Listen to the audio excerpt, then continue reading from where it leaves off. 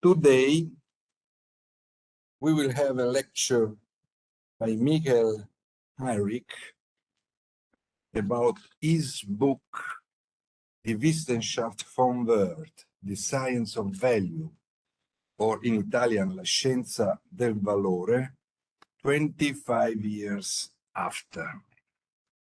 Because the book was published in the second edition, which is with a few additions, the one that has been recently translated in Italian, edited by Stefano Breda and me in 1999. But its first edition was 1991. And it is different in many ways, smaller, the arguments, large, but also changed.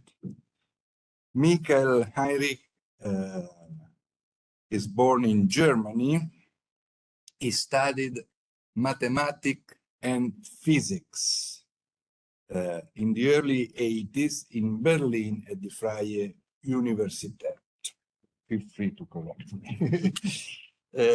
He made a dissertation on mathematical problems in field equations in the general theory of relativity.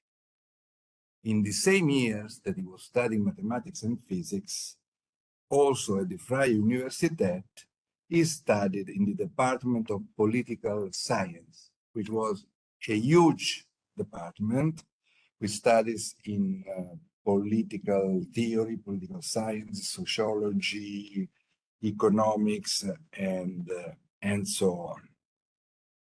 He wanted to study slowly at his own time, going deep into the argument. He took a dissertation with Elmar Altvater.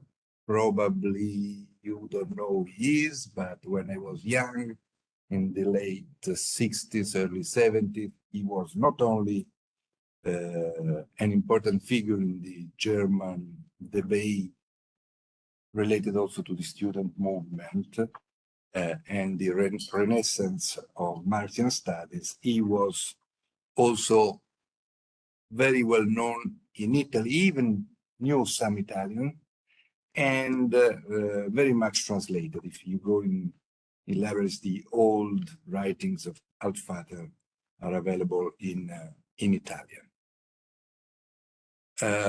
What about these studies in political science and economics?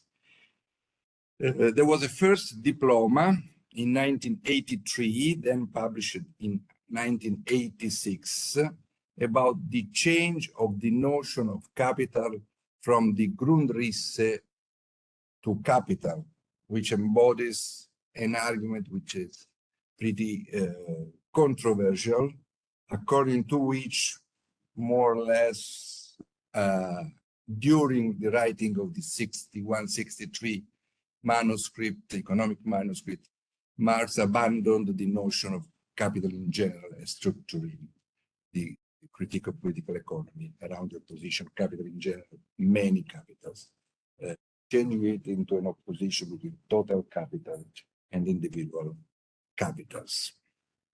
The dissertation with Altvater was, however, about die Wissenschaft vom Wert, the science of value. It was finished in 1990 and published in 1991, as I said before. After that, he has taught in various institutions. Since 2001 until 2016, he retired earlier. He was teaching economics at the Hochschule für Technik und Wirtschaft. I think the High School of Techniques and Economics and the economy. Why he retired? Because he wanted to dedicate most of his time, I say most of his time because he's always around, not only speaking, about a lot of interesting things. He published a lot, of course, in German, but he has been translated in many languages. I refer to the titles of the English translation.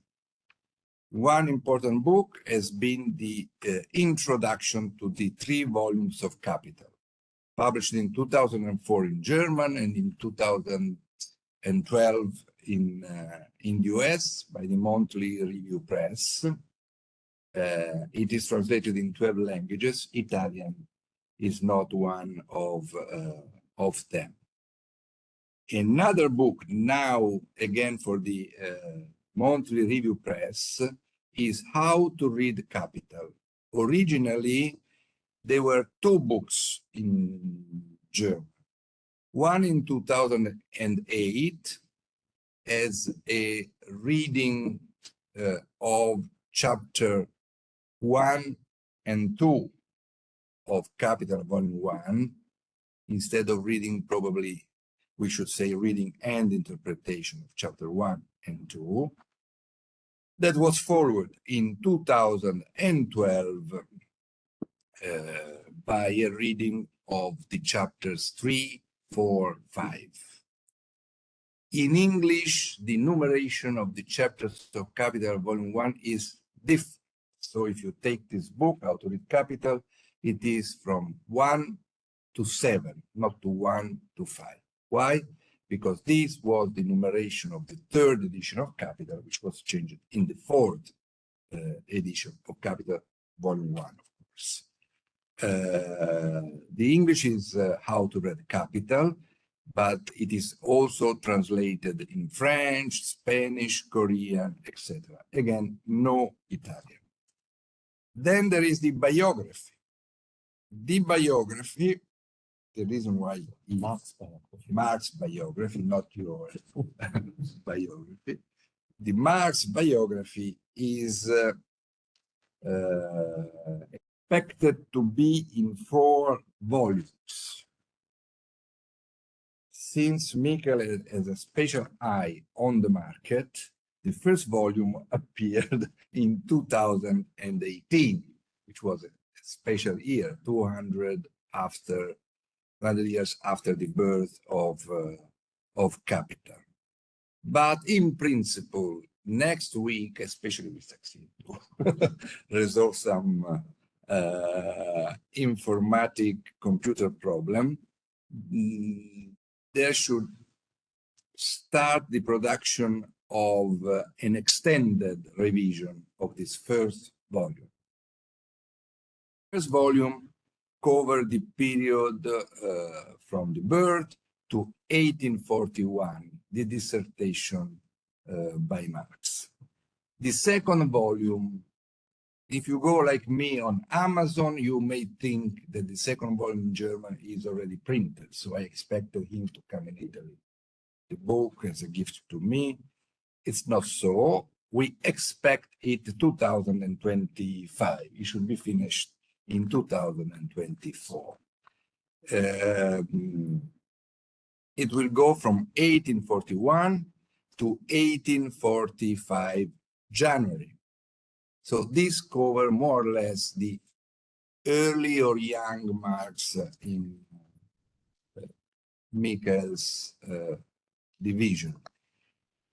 Then there should be 2 other volumes for the biography is also at a certain point an intellectual biography covering the way the categories were constructed. And I also add that probably the timing from 2018 to 2025, the long delay, is due to the fact that some material appeared only now. So to be complete, he had to wait, but that's a guess in the so-called mega 2. The other volumes will be the third on the period from 1845 to 1857, before the Grundrisse. The last volume, the fourth, should be from the Grundrisse until the death, but not of Marx, but of Engels in 1895.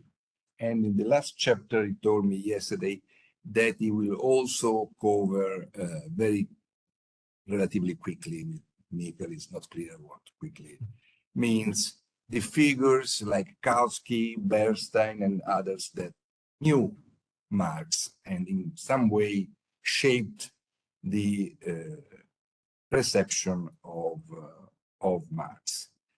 The biography, the first volume, has been translated in English, Portuguese, Castellano, French, Arabic, Chinese, Korean. Again, no Italian. So you understand why I am particularly proud, because the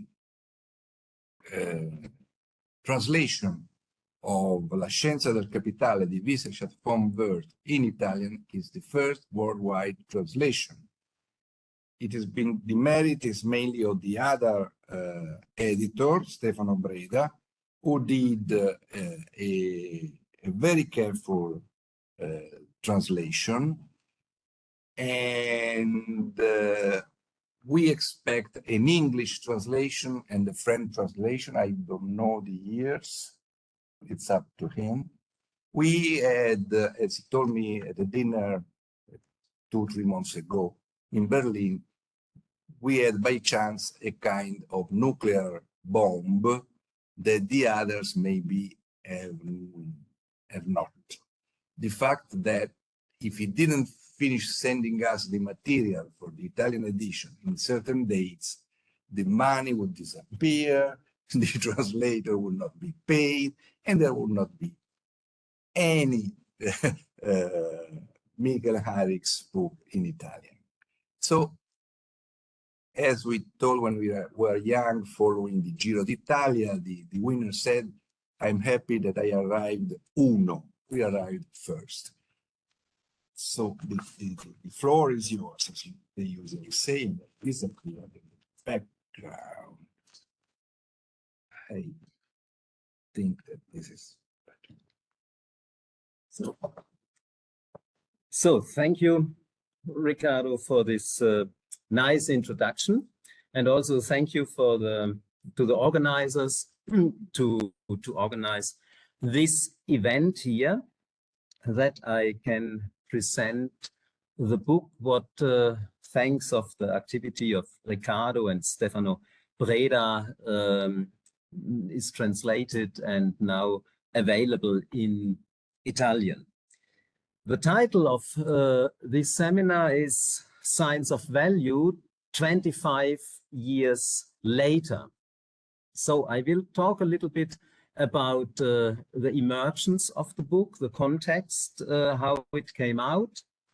I will stress not very much what I did in the book, but I will stress what I didn't do in the book, what is missing when I look back on this book.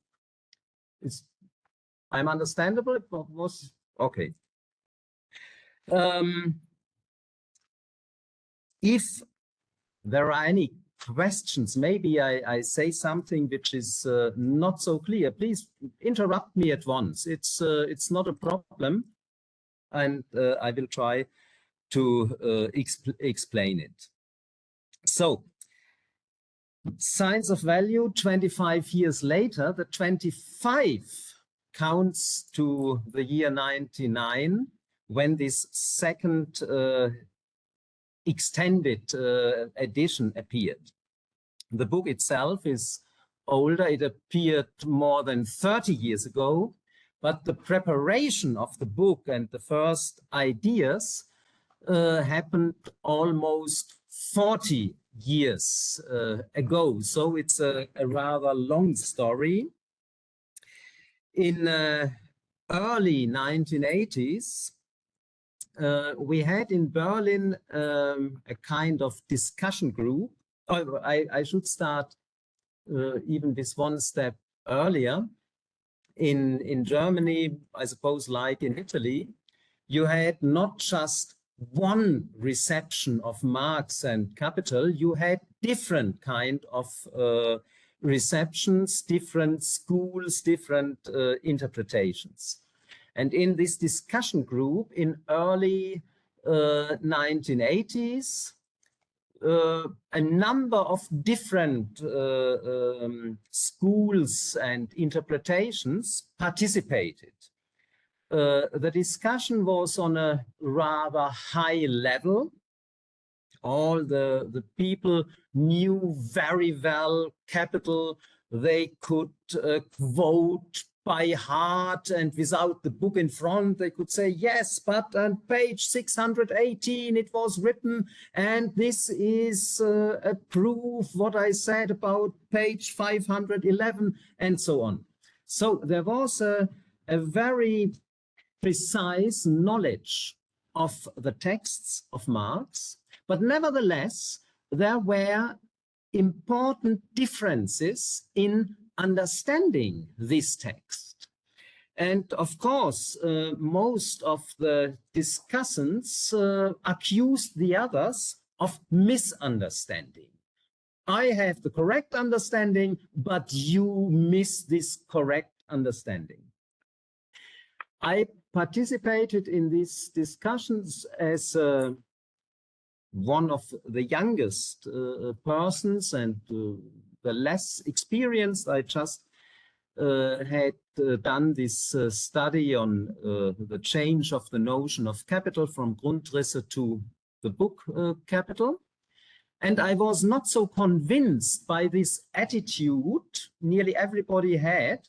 I have the correct understanding and you have a kind of misunderstanding. I thought rather early, when people with such a good knowledge of Capital come to such different conclusions and readings, there must be something also in the book which gives reason to this different kind of readings. There must be some ambiguities in the book, and the one interpreter emphasizes the one side of the ambiguity, and another interpreter emphasizes the other side of the ambiguity. And both can use quotes, but we are not in a football game that the winner is who has 3 quotes in favor of his or her interpretation, and the other has only 2 quotes in favor. This is, I think, too easy. So we must read Capital in order, or in our reading of Capital, we must, this was my conclusion, we must pay attention to these ambiguities, to these ambivalences. To read Capital as a book with a lot of ambiguities questioned a project which was rather popular in German reading of Capital during the 70s and early 80s. It was called Reconstruction of the Critique of Political Economy. Reconstruction, Riccardo in his introduction to the book already mentioned the different understanding, what means reconstruction, what means interpreting. In Germany in this time, reconstruction, or at least in these discussion rounds, reconstruction, critique of political economy, it was seen as a kind of interpretation, but an interpretation which has to throw away the dogmatism of traditional Marxism-Leninism. So it has to reconstruct the elements which in dogmatic views are put in a wrong order. And for a full interpretation, it has not only to use capital, but it has also to use Grundrisse, results of the immediate process of production, and so on, in order to come to a true understanding of capital. So this project of reconstruction, finding the true Marx, the real Marx, or whatever, it presupposed that there is a coherent core in the argumentation of Marx, a coherent core which is distorted by several interpretations, which is not easily to catch, because Marx didn't manage to finish Capital. We have to reconstruct this coherent core from different manuscripts. But the decisive presupposition was there is this coherent core. With the idea that Capital is full of ambivalences and ambiguities, I destroyed, or at least I questioned, this idea of the coherent core, which we just have to find, like an archaeologist has to find the hidden city in the ground, in the soil. And insofar, the project just to reconstruct something what is which already exists couldn't survive. In my view, we have to construct out of these ambivalences what we see as the decisive lines of arguments. And of course, there is not a kind of absolute truth when we construct something. Maybe there are also good arguments for constructing the things a little bit in a different way. So we cannot just refer to the text and the quotes. We have to refer to a certain logic of argument, which then we have to defend. So these were my basic ideas, and these ideas became a little bit more concrete by trying to determine a little bit more precisely what Marx was doing in comparison with this enormous material of existing political economy, especially the classical school of Adam Smith and David Ricardo. There is on the one hand a clear idea. It's not my idea, it was long before, and even Marx himself expressed it, that there is a scientific revolution, that his approach in political economy, what he called not principles of political economy, this was the traditional title of Ricardo, McCulloch, and others, what he called critique of political economy, that this is a scientific revolution. Marx himself used this term in a letter to Kugelmann. And to define this scientific revolution, I will give my account to it, but first I want to stress the meaning of these ambivalences I had in mind, that we find in Marx not only ambivalences we can find in nearly every author, that the author is not so clear, that the author maybe confuses even something he had written before with more clarity. No, these are the usual ambivalences. I wanted to show that we have specific ambivalences in Marx's project of a critique of political economy, which rests exactly on his project of a scientific revolution. That on the one hand, we have a discourse of this scientific revolution, of putting new, not only giving new answers, but putting new questions. And on the other hand, we have the remaining discourse of classical political economy present in this discourse of the scientific revolution.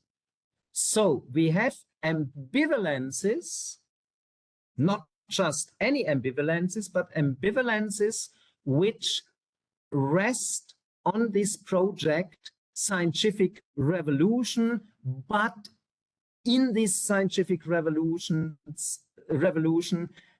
we have remaining rests of the old discourse. When you read a little bit literature about history of sciences, history of physics, for example, then you will see that this situation is not at all new. For example, Galilei, the famous Italian physicist, he is known for creating the new physics which breaks with the medieval physics which rested on Aristotelian or neo-Aristotelian principles. But it is said, I only can refer to this, I didn't do it by myself, when you read the original texts of Galilei and not the textbook versions you have today, then you will find in the original texts a lot of these medieval ideas which Galilei overcame in his own approach. So the mixture, when you have an author doing a scientific revolution, that in the original texts of this author, you always have such ambivalences. This is not at all a new fact in the history of science, but maybe it is new for Marxists who believe that every sentence of Marx is the exposition of an eternal truth. Also in Marx, you have this usual situation to find a mixture of old and new approaches, which in some respect contradict to each other.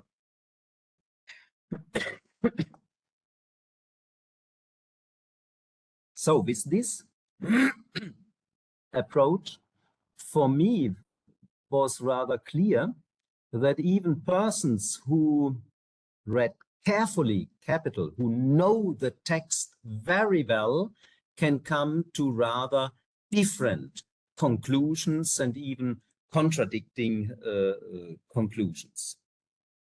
So what I now tried in the book was, on the one hand, to describe in a more clear way the scientific revolution of Marx, the break with the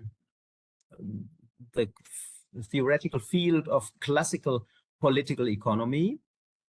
But Marx was not born at this revolutionary scientist. Also, Marx had a development, and this scientific revolution didn't happen in his first writings. It needed a period of preparation. So we have not only a break of Marx, a rupture of Marx with the field of classical political economy, we have also a break of Marx with his own early writings. And with this, theme, break with early writings, we touch already an issue which was in a very famous way treated by Louis Althusser, who stressed a lot that it was not only a continuous development in Marx, but that we have to consider a break, especially in Althusser's sense, in the year 1845, with the thesis on Feuerbach and the German ideology, a break with his own, in Althusser's word, ideological past, and the scientific Marx only starts with 1845. In dealing with my project,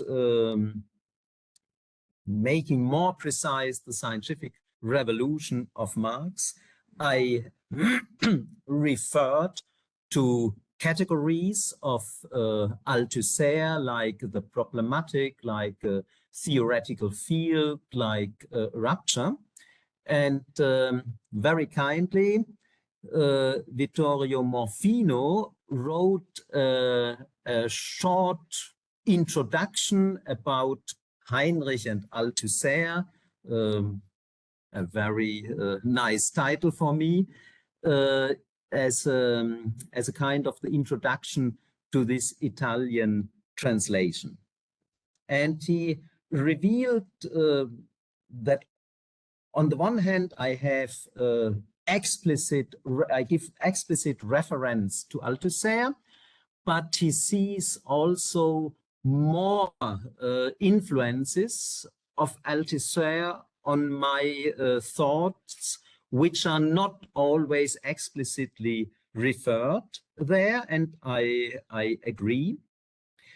I had an early reading of Althusser long before I started with this book, and so a number of ideas were very familiar to me. In the book, I don't try to give an account of Althusser. I just use him as a tool. So I break some notions from him, try to make some use of it, and maybe sometimes I use a little bit more than it is clearly made to the reader. Morfino clearly shows the point where I use Althusser, but also where I criticize Althusser. For him, it is very clear that my reception of Althusser is one of accepting and one of a critique of Althusser. In the German context, where Althusser is not very much liked, or let us say the persons who like Althusser is a very small minority, I was accused from the beginning when the book appeared as an Althusserian, that I introduce structuralism in reading Capital, and this was not meant as an appreciation that I introduce structuralism. It was meant as a heavy critique. So what Morfino sees very clearly, that I rely on Althusser, but I also criticize Althusser. This was mainly absent in the German discussion. When you rely in some points positively on Althusser, then you are an Althusserian. Okay, now this is about the background of the book, the emergence of the ideas already in early 80s. Then I did the first version as my PhD thesis between 87 and 90. In the year 1990, I finished, and the first version was published in 91. So I said already here several times, I wanted to be more precise. What was the character of the scientific revolution of Marx? I try to show that the field of classical political economy, and with the field I mean not a single theory like theory of Smith or of Riccardo, I mean the basic assumptions which for the persons working in this field are so clear, so naturally, that they not even take into account that these are assumptions. These are the elements of the theoretical field, and I identified 4 of these elements. The first I called anthropologism.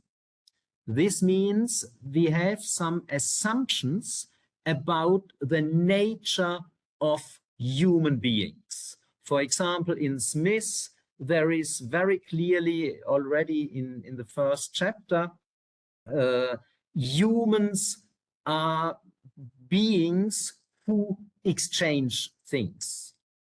Animals, they struggle about things, but they don't exchange things. So the human in Adam Smith from the beginning is constructed as a commodity producer and a commodity exchanger. So there are certain assumptions about the essence of man. The second element I called individualism. And with this individualism, I mean that society or also economy is seen in this theoretical field as built from individuals. You have individuals with their own rationality. These individuals come together, for example, exchanging things, and from these individuals, the whole economy, the whole state, the whole politics is constructed. So society is after the individual. Society is only a result of the individual. You have to start with individual rationality when you want to understand the economy and the society. The third element I called empiricism, not empirism, empiricism, meaning not only that you use empirical data when you do science. This more or less all the scientists are doing. With empiricism, I mean that already the empirical data give you a transparent picture of reality. When you have a close look, a look without prejudice, then you can recognize reality. This, I think, is the basic idea, and I suppose you are all readers of Marx. When you read Capital, the section on fetishism, it is clear for Marx that reality in itself presents in a way which hides the inner structure. So it is not just that you have to have a close look, not prejudiced look, and you can discover everything. But this is the basic idea of this empiricism, which I think the classical school was following. And then the last idea of this 4 elements, or the last element, I called ahistoricism. With ahistoricism, I mean that this, for example, classical political economy, they don't deny historical developments. They see when you read, for example, Adam Smith, not only the first book about value and capital, when you read the later books, there is a lot of reference to history. But in economic analysis, in forming economic categories, there is a kind of ahistorism which becomes already clear in Marx, in the preface of Smith, where he claims to reveal the natural laws of economy. So there is a kind of natural law which is in agreement with the human nature, and maybe there is some not natural economy created by an emperor, which is in contradiction with human nature. So we have the natural economy, which is present when you have not stupid emperors, and this is a free market economy, and there is a non-natural economy, and this I call an ahistorical treatment of economy. So these 4 elements of the classical discourse, which Marx saw in his times, they are also present in the neoclassical theory, which were not available for Marx. You also have clearly a kind of anthropologism, ideas about the nature of human beings. You have even a more strict individualism, that you construct economy from the rationality of the individuals. You have a kind of empiricism, mainly a kind of mathematical empiricism, that the neoclassics believe when they have a nice equation describing an equilibrium, they found the core of the economy, and when the mathematical structure is clear, they revealed what is to be revealed of economic structures.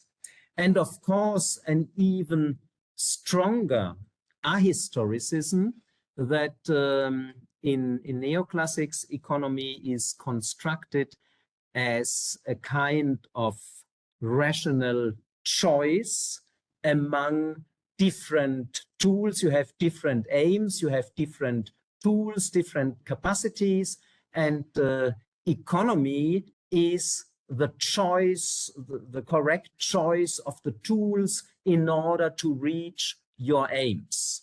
And this rather abstract framework, you can not only apply to the present economy, you can apply it even to the Neanderthal man who has to decide, shall I produce a new tool? Now I don't know this, what is the English term? You know, this stone tool which has a certain form, or shall I use my old tool and attack the wild animal in order to have food? So the economic problem is always the same in neoclassical theory, only the number of tools is extending. You have not only simple stone tools, you have modern machines and so on. And what I tried to show in the book was that Marx is breaking with all four of these elements. And when he is breaking with these four elements of the theoretical field of classics, and when the theoretical field of neoclassics rests on the same basic ideas, then Marx, without dealing explicitly with neoclassical economy, because it didn't exist in his times, or it just started with the marginalist revolution. But when he really breaks with these four elements, then his scientific revolution is also a revolution against modern neoclassical theory. And this means we have to change the view of the history of economic thinking in an important way. You know, the mainstream view of the history of economy sees the break with the marginalist revolution in the 1870s. The old objective theory of value, of labor theory of value, production cost of value of the classics, and Marx, because of labor theory, is put inside the camp of the classic. With this, we have a broke with the marginalist theories of marginal utility, marginal productivity, and so on. And in 20th century, we have something new. In my view, the classics and the neoclassics are in the same field. They don't share the same problematic.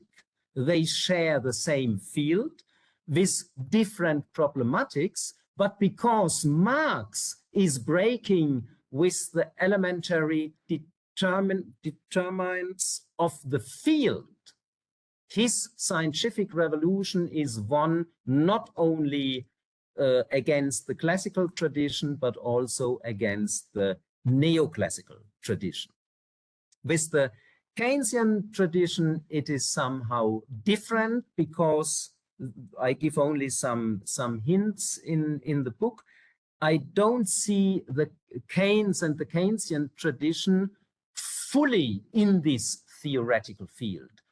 It is on halfway also changing this field. We have a Keynesian revolution, Keynesian revolution, and so the Marxian scientific revolution is not in the same way a revolution against this Keynesian tradition. The other way around, in some small footnotes, I try to show that there are intersections between Marx and Keynes. There is not at all identity. I don't want to say we can just put easily together Marx and Keynes, but there are points of intersection which I think you will not find with neoclassical theory. But this were only hints in some footnotes. So I hope I gave you an account in an abstract way what I mean with scientific revolution, with this break with the theoretical field. Now I want to come to talk a little bit about value theory in Marx and what this means for the value theory. Hey, I missed the paper where I did some notes, but so what? I will do it without paper. But maybe there are some questions until now, about what I said about scientific revolution of Marx, about this theoretical field.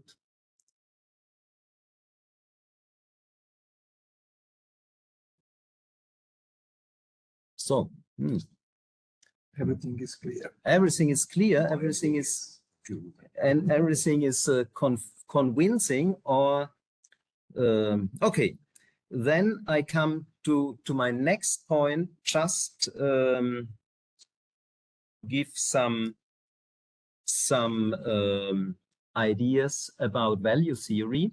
I said the ambivalences between Marx's discourse of scientific revolution and some elements of the old discourse of classical political economy. You can find both. They are both present in Marx, in Capital, but they are not present in different chapters that you can say this chapter is belongs to the discourse of scientific revolution, this chapter is old-fashioned. No, you have this element present in the same considerations, in the same paragraphs sometimes. I try to make this a little bit clear with value theory. Marx is analyzing the commodity like Adam Smith already did, use value, exchange value. Already Adam Smith founded exchange value in the labor spent in production.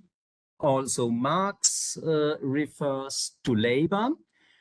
In Capital, he makes a difference which he himself emphasizes a lot. I'm not sure that it is always understood by the readers. Marx emphasizes the difference between concrete labor. This is the labor we can observe when someone is working, concrete labor of a tailor, of a carpenter, of a constructor, which results in a concrete use value. Trousers made by a tailor, a table made by a carpenter. And abstract. It's needed to say concrete use value. There is an abstract use value. No, I just wanted to have the concrete labor. It results in something very concrete. Maybe to say there is not an abstract use value. When we talk about use value, it's always a concrete thing, like the concrete labor. Abstract labor, not an own type of labor, but an aspect of labor which produces commodities, or which is, Marx is very precise, which is represented in commodities. The title of the second subsection of chapter 1 is the double character of labor. I would translate represented in commodities. In the Penguin edition, it is translated embodied in commodities, and this embodiment led to a lot of wrong or doubtful interpretations. In German, the title is Doppelcharakter der Arbeit, die in den Waren dargestellt ist. And dargestellt relates to Darstellung, presentation, and not to embodiment, Verkörperung, or something like this. So abstract labor as an aspect of labor which is represented in commodities. which gives reason to value in value which is different from use value. And this is mostly seen, this that Marx emphasizes this double character as a kind of being more precise compared with Smith and Riccardo. They just speak of labor. Labor causes value, or value is based on spending labor. And Marx accuses them not to ask, what is this labor? They just speak about labor, and the double character Marx emphasizes then is seen as being more precise. But I think this is much too less to say only, yes, he's a little bit more precise. This we have always in the course of the development of a science. I think this is already a part of this scientific revolution, because the concrete labor of a tailor, of a carpenter, is a historical necessity for human life. And Marx also uses this term, concrete labor is a necessity in every society. Abstract labor is a kind of a social construction. And this is also an object of a discussion I had last year with Fred Mosley and others in Germany, and also in English at the conference of historical materialism in last November. What does this really mean? Mosley and others believe that abstract labor can be expanded in production like concrete labor. I deny this totally. It is an abstract, it is a social construction, and a social construction you cannot expand. You have to see where it is construed. And Marx is rather clear in the first pages of the first chapter, where he says for the value, the use value cannot play a role, because in the exchange relation, or the exchange relation itself, is characterized by an abstraction from use value. And when you abstract from use value, you necessarily abstract from the concrete character of the labor. And so the concrete labor, and this is the term of Marx, is reduced to abstract labor. You find this on the first 4 or 5 pages of chapter 1. Abstract labor is a reduction of concrete labor. And this reduction happens in the exchange relation. It doesn't happen in production. So I try to stress that the revolutionary aspect, the scientific revolutionary aspect in Marx's account to value is to see value and abstract labor as a radical social construction which only exists. It is not produced, but it only exists in exchange, meaning when the commodity producers have a social contact. So the social construction can only exist when you have this social contact in exchange.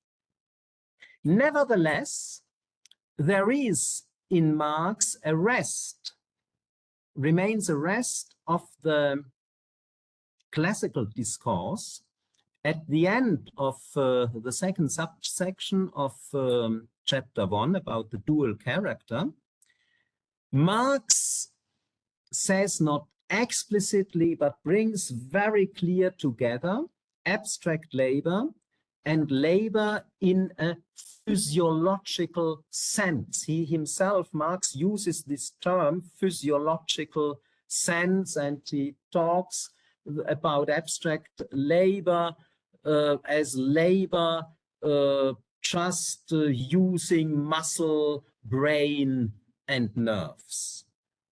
This was, by the way, also a point I learned a lot when I was teaching Capital in early 80s. It was my first full course where I was teaching all the 3 volumes. And at the beginning, when we were talking about abstract and concrete labor and this phrase of Marx, spending muscle, nerve, and brain, which I accepted in this early period very uncritically. I had not these ideas about ambivalences. And a student asked me, oh, but can we measure abstract labor with the used calories of a worker?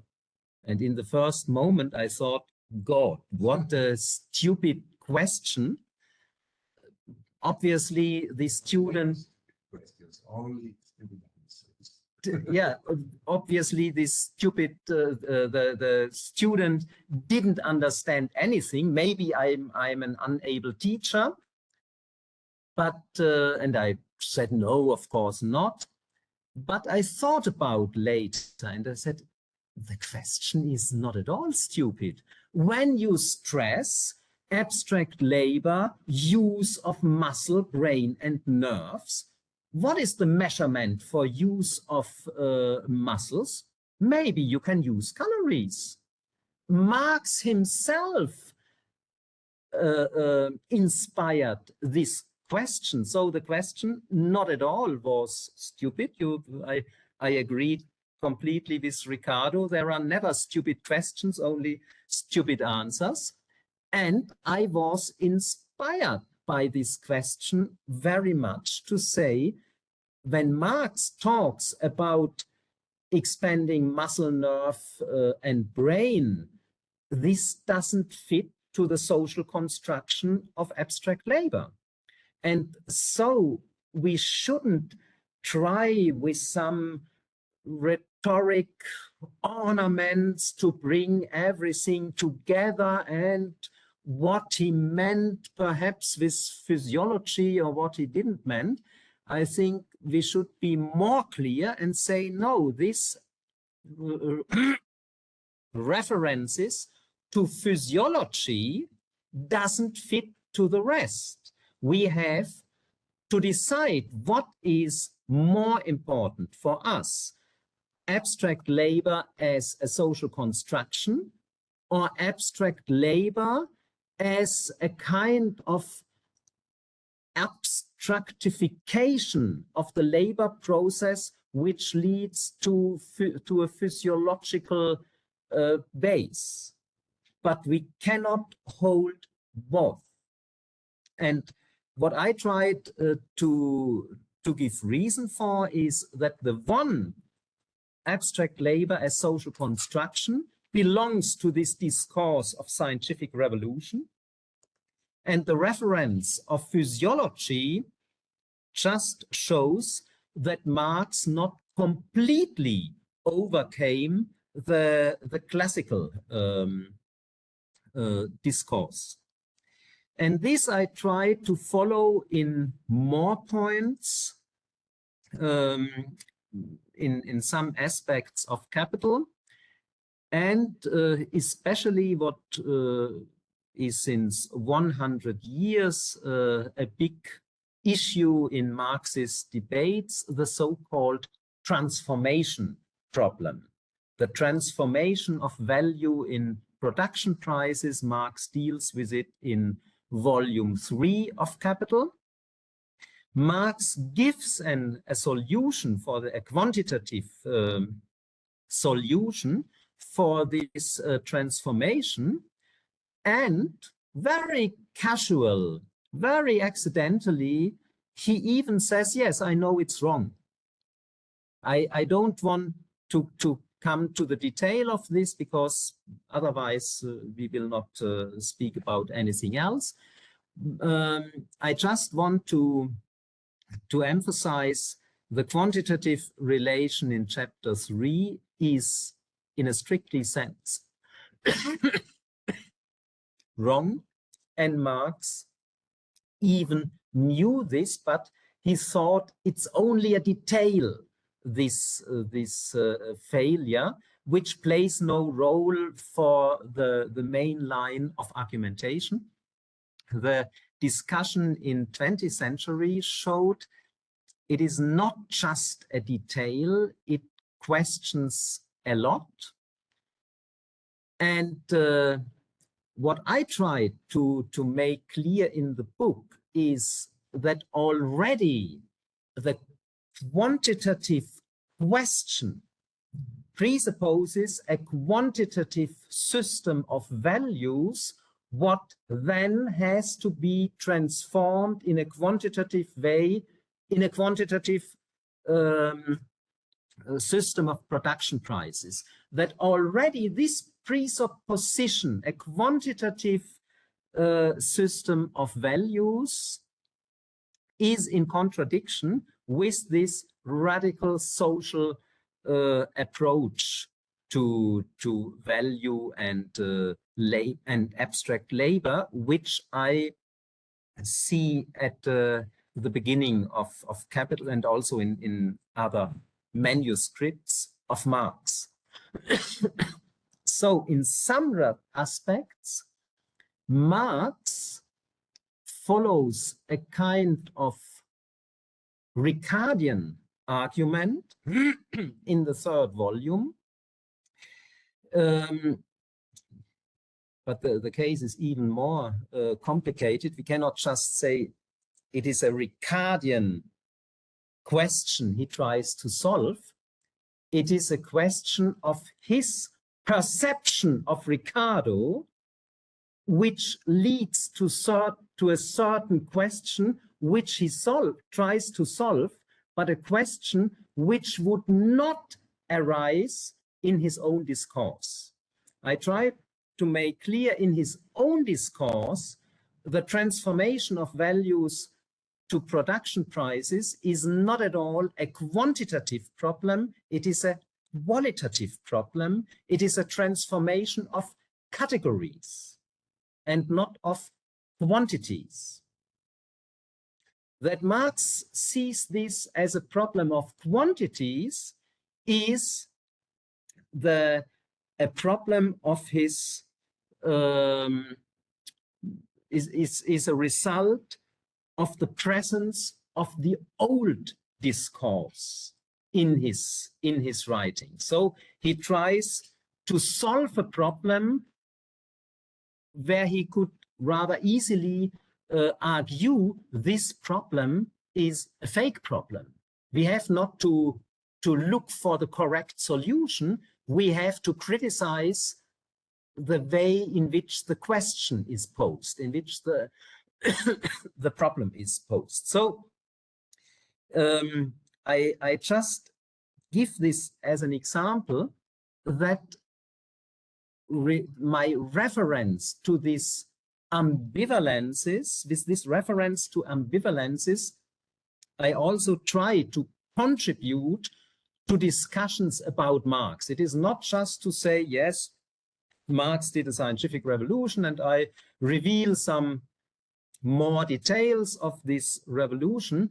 I think the ambivalences have consequences for our understanding of Marx. I also tried to use this for the theory of crisis, the theory of capital, of money. So I come back in a lot of points to these ambivalences. Riccardo wrote a brilliant introduction to the book where he even gives a very short version of what I did, and I fear some readers will read your introduction and say, okay, the next few hundred pages I can skip because I already found the essential points. It's an abstract, a very good abstract, but I hope I can deliver a little bit more than what is said in this abstract. It's not so short, it is 20 pages, but my suggestion to every reader that I know, and they have followed it strictly, is to first read the book and then read the introduction and see if it is useful. But I suppose the readers will do the other way around. Not if you buy a book like this, Yeah. you want to exploit the use value. I also gave similar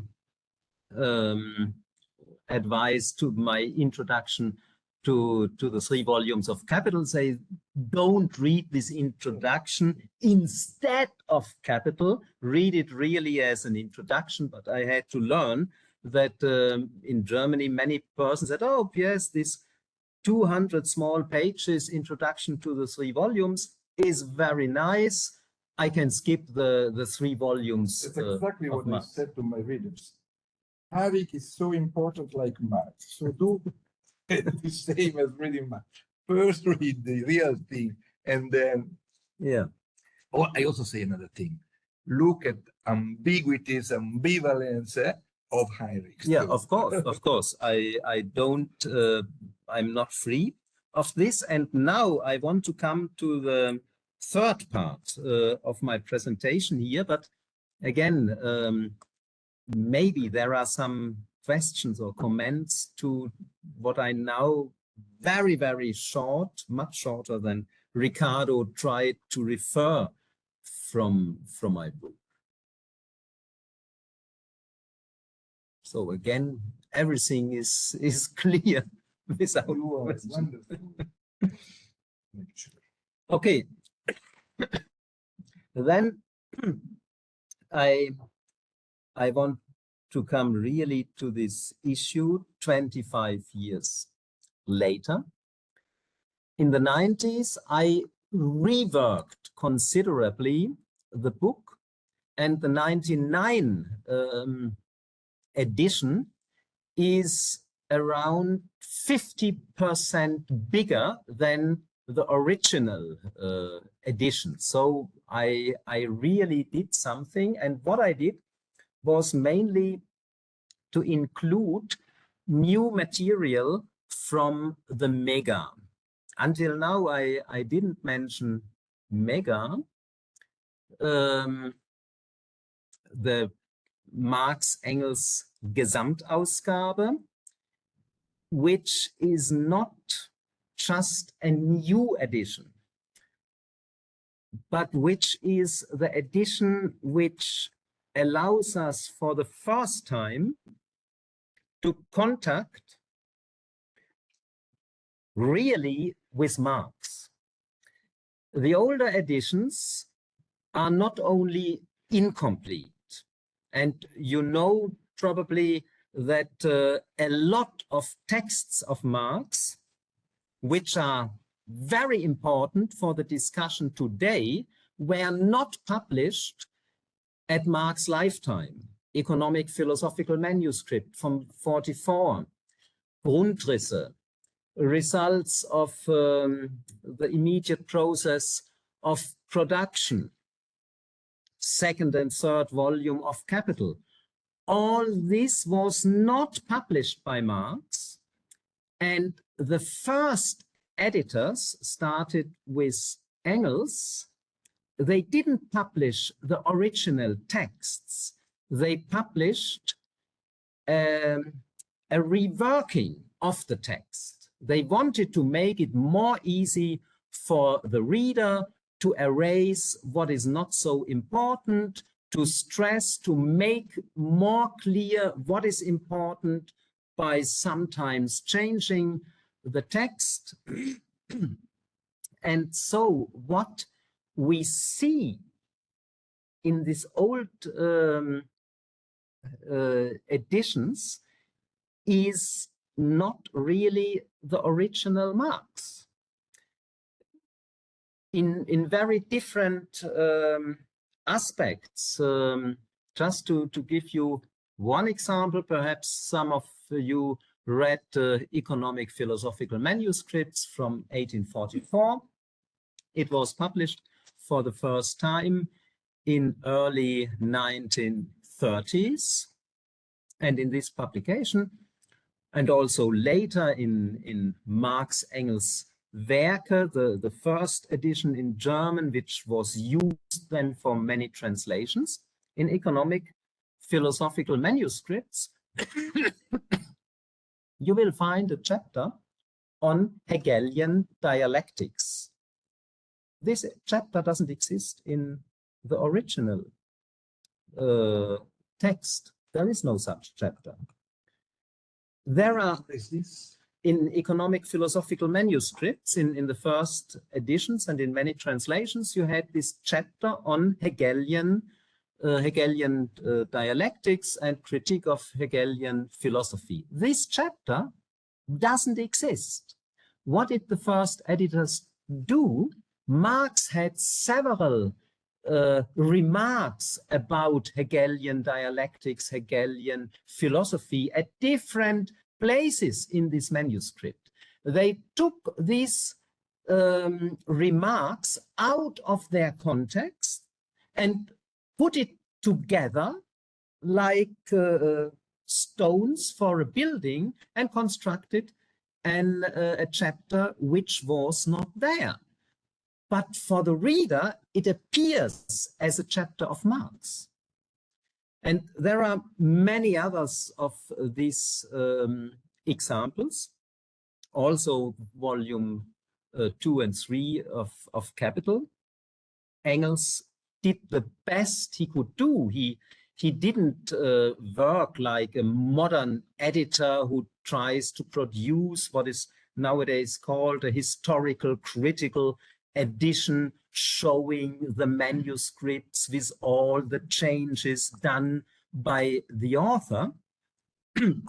He had, on the one hand, not the means to do this, but even if he would have the means, and if he would publish the manuscripts of volume 2 and 3 in this way, nobody would have read them in these times. He wanted to use Capital as a political weapon, what also Marx wanted to do with Capital. And so there was no other chance to do it like Engels did it. So it's not a kind of Engels bashing when I emphasize that Engels didn't give us the original manuscripts, but when nowadays we want a scientific treatment of Marx Capital, we have to go back to the original manuscripts, and Mega is the place where these manuscripts are published first completely. There is no selection, what is important, what is not important. Every list of books Marx wanted to buy is published. And if there would be a list of the vegetables he wanted to eat, it also would be published, but until now we didn't found such a list of vegetables. So every written document, every written witness is published, completeness. And the second important principle of Mega is originality. The original text And this means, for example, in a draft of Marx, handwritten draft, Mega starts in the presentation with the last version, but it gives in a big apparatus all the changes of Marx. He erased here a word, he substituted this word by another word. Then in a second period, he also substituted the substitute. All this is documented in the apparatus. And for some manuscripts, these variants in the apparatus are even more important than the manuscript itself. So now with Mega, which unfortunately is still unfinished, maybe it needs another 7, 8, 10 years to finish Mega, we have the material, and because they publish everything, of course his excerpts, his notebooks are published. Only a small part until now is translated in other languages, but I suppose the Marx discussion in 21st century will rest a lot on these excerpts and notebooks. So I would say we can, in the Marx reception, we have very roughly 3 periods. The periods at the lifetime of Marx, where it was published what Marx himself published. Then in early and mid-20th century, his drafts were published in not always a good way. And since the end of 20th century and beginning 21st century, the notebooks and the excerpt notes are published. And these are also, for the discussion of Marx, 3 different periods. And what I did in my book, I couldn't do without Mega. This book is only possible with Mega, and this also my thesis in political science in 1882, it rests on Mega, that the full manuscript of 61, 63, where theories of surplus value is only a part, was for the first time completely published. I couldn't have done this thesis you mentioned in introducing me. I couldn't have done it a few years earlier before this publication, and this holds also for the book. And now I wanted to say about the 99 edition, what happened between 91 and when the first edition came out, and 99. The original manuscript of the 3rd volume of Capital was published in Mega, and it showed considerable differences to the 3rd volume published by Friedrich Engels. And this new material I used for the book. I also included some references, some secondary literature, but the main thing was to use new Mega material. And also in some footnotes, I referred, for example, to critiques of this book given by Backhaus and Reichelt, which are also considered part of the so-called Neue Marx-Lektüre, new reading of Marx. Usually abroad, people put us together in one pot, that Backhaus, Reichelt, Heinrich, they are the most known representative of this Neue Marx-Lektüre. However, there are big differences between us. They had also a lot of critique against my approach to value theory. 1995, right? I think that it was published 95. And in a more recent publication, I stressed that Neue Marx-Lektüre, new reading of Marx, is not at all a school as it is perceived abroad. I was asked how often there are meetings of the new reading of Marx persons, and I said there was never a meeting. It is an ascription. It is really new elements of reading, but not constitution of a school. So such points I amended, but now I talk already much too long. I want to give an account what I would do today differently, what is missing in this book. Since 99, there came a number of reprints, editions. I only added a postface in 2017, but the main text was not changed. There are a few editions in the Italian edition 2022. You added a few. Yes, and then that's why it's so the most relevant one in the world. So it is the most relevant, the most actual. Yeah. I changed a little bit, but it should be perhaps more changes. And now I will try to give. What hour is it? It is almost 11 o'clock.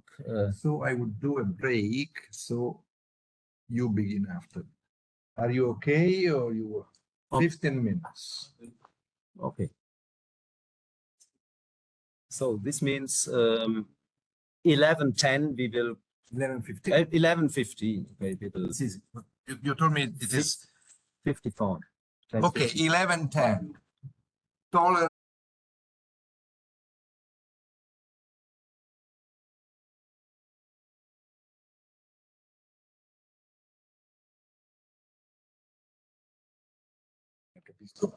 So micro is activated.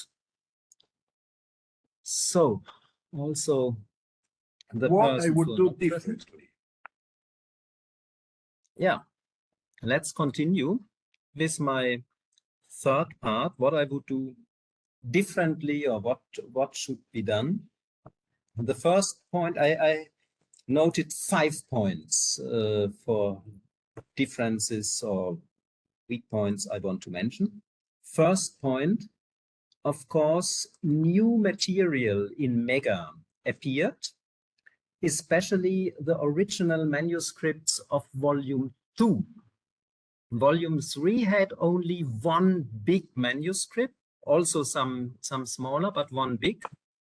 The situation with manuscripts regarding volume 2 is a little bit more complicated, but now all these manuscripts are available in Mega, and this, of course, would make a little bit more, or would give reason for more discussion. Also, what I just mentioned for the Italian translation in a footnote, there are manuscripts regarding volume 3, the famous tendency of the profit rate to fall, from which manuscripts I conclude, it is not written explicitly by Marx, but I conclude that Marx himself abandoned this law in the 1870s. These manuscripts were not available when I published in 99 this extended edition. I did some I wrote something about, there is in English and also in some other languages, an article, Marx After Mega. In English, it was published in 2016. It is freely available in internet. When you give my name and this title, Marx After Mega, it will appear at once. This is in some respect a continuation of science of value, which regards the material which has expired since then.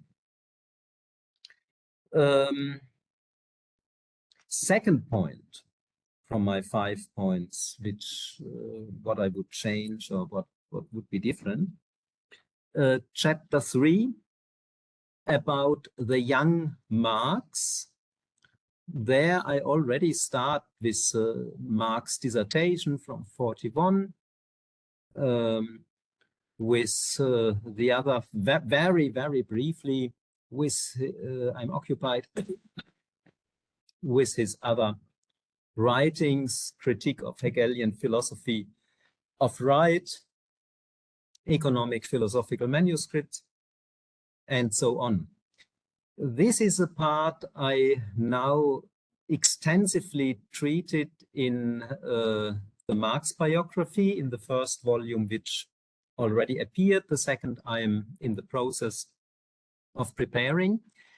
And I must say my account in science of value to this period is rather schematic. I did already also some changes for the Italian translation to reduce a little bit the schematism, or at least in a footnote to mention this should be considered in more detail, so that you see already what is to be done. Nevertheless, mainly I led the chapter because this was not the main issue of science of value. It was only to show the process which led to these ruptures. For this limited aim, it is enough. But as a serious account of the young Marx, I think it is not enough. There must be not only quantitatively done more, but also qualitatively. Just to mention one point, sorry.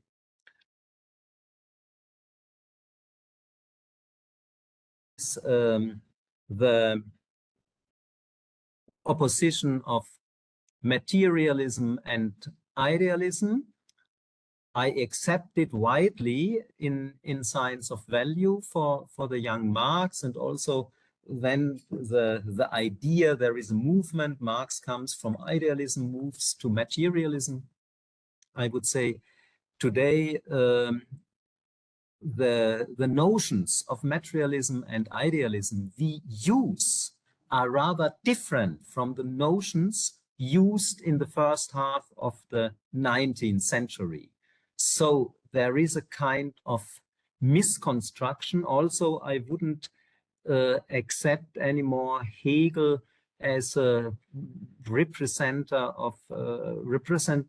of German idealism. There is a nice article from Walter Jeschke.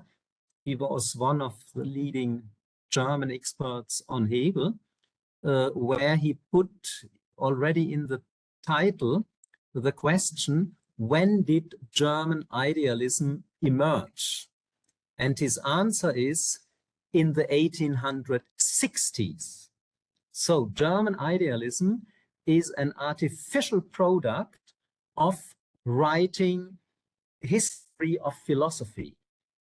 and it is more misleading, it provokes more misunderstanding than it helps anything. And this then would, if I would have write it today, also inspire me to criticize Marx-Hegel criticism. In the book, this I missed to mention before, I not only refer to classical political economy, describing the theoretical field of classical political economy, I also criticize the way in which Marx perceived classical political economy. I think what he wrote, for example, in theories on surplus value about Adam Smith and David Ricardo, you cannot really take as a historiography of economic theory. What is done by most of the Marxists, they want to write a book about Adam Smith and they quote more Marx than Adam Smith in such books. This is absolutely nonsense. And so in 3 subchapters, I criticized Marx in Science of Value. I criticized Marx's reception of Adam Smith, Marx's reception of David Ricardo, and also Marx's reception of Ricardian socialists. What I didn't criticize in Science of Value was Marx's reception of Hegel. I reproduced and used the critique Marx had to Hegel. I distinguished several periods of critique. I recognized that Marx not only gives one critique of Hegel, he gives several critiques. The critique in Holy Family, in German ideology, is a different critique from that of introduction of 1857. In Holy Family, Marx criticizes from a nominalist point of view Hegel's use of abstractions, that the abstractions become independent. And this continues in German ideology. In the introduction of 1857, Marx praises the use of abstractions. He is very clear about a point Althusser later emphasized, that the real object has to be distinguished from the object of our knowledge. This object of our knowledge is a construction, and it is not just a perception of something given. And for this abstraction, for this construction, you need abstraction. So Marx gave up his nominalist point of view of critique from Holy Family. Nevertheless, he accuses Hegel to construct the world out of thinking, out of the idea. And meanwhile, I would say this critique is without fundament. Hegel is not doing such a construction. And in the contemporary literature, this is accepted for the first volume of my biography, where I deal with this problem. I quote 2 contemporary encyclopedias, one from 1840 and one from 1848, and both state we cannot put Hegel to the idealists. Kant and Fichte were idealists because they construct out of the I, out of the ich, the I myself, they construct world. But of course, Hegel is not doing this. But Marx, in a certain tradition of Feuerbach, is accusing Hegel for this. And in Science of Value, I just reproduce this critique. In now I would say things are much more complicated. We cannot just reproduce this critique. And if I would write the book now, of course, I would include at least a sub-chapter critique of Marx, critique of Hegel, like I did with Smith and Riccardo already in the book. So this was my second point, young Marx and materialism and idealism and Hegel. The third point, let me just say before, a lot of critics accused me in your book, this is missing, this is missing, this is missing. I have no problems with all these missing things. I tried to discuss certain problems, scientific revolution, ambiguities, what does it mean for value, these ambiguities and ambivalences for value and capital theory. I didn't have the claim to explain the whole Marx or to explain the whole capital, so that a lot of issues are missing. I can admit, yes, of course they are missing, but I had a limited aim with this book, and for this limited aim it is already thick enough. Insofar that something is missing is only a serious argument or a serious critique when you can show I would have need this for my limited aim. My argumentation would look different. And I think there are a few points where this is true. For example, state and politics, this is my third point here I want to mention. State and politics, I deal extremely short with it, mainly along the line Marx gives in the chapter on original accumulation at the end of volume 1, where Marx argues for the emergence of capitalism. The state played a crucial role. The state was necessary. But when capitalism is installed, the state can go back just controlling that the rules are accepted, that the rules, for example, about contracts, that they are not violated. And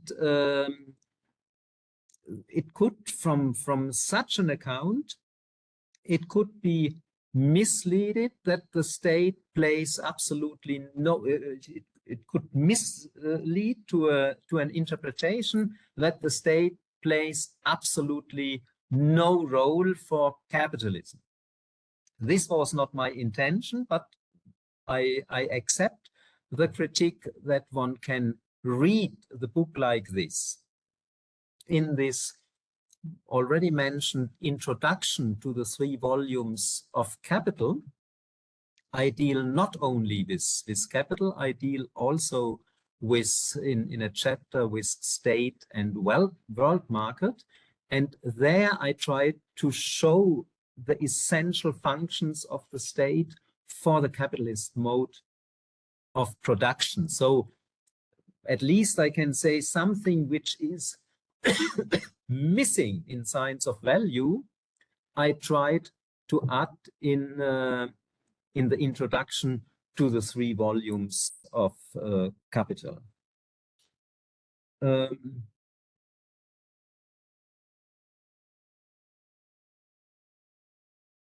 Yeah, number 4.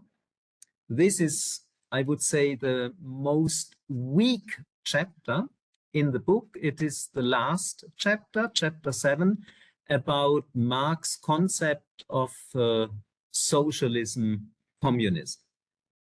My scope again was very limited because I just wanted to show the difference if we use a monetary theory of value for understanding capitalism or a non-monetary theory of value. What are the consequences for the concept of socialism or communism? Communism, in Marx's sense, this is not always agreed, but I think I have good evidence for this. Communism in Marx's sense means not only to abolish capital, it means also to abolish market, commodities, and money. When we want to abolish commodities and money, we must know what are commodities and money. What do we abolish, and for what we need a kind of substitute. When we follow a monetary theory of value, at least in my view, it becomes clear that what we abolish is a rather subtle system of self-regulation. Then we must substitute this automatic self-regulation by a conscious system of cooperation, of planning.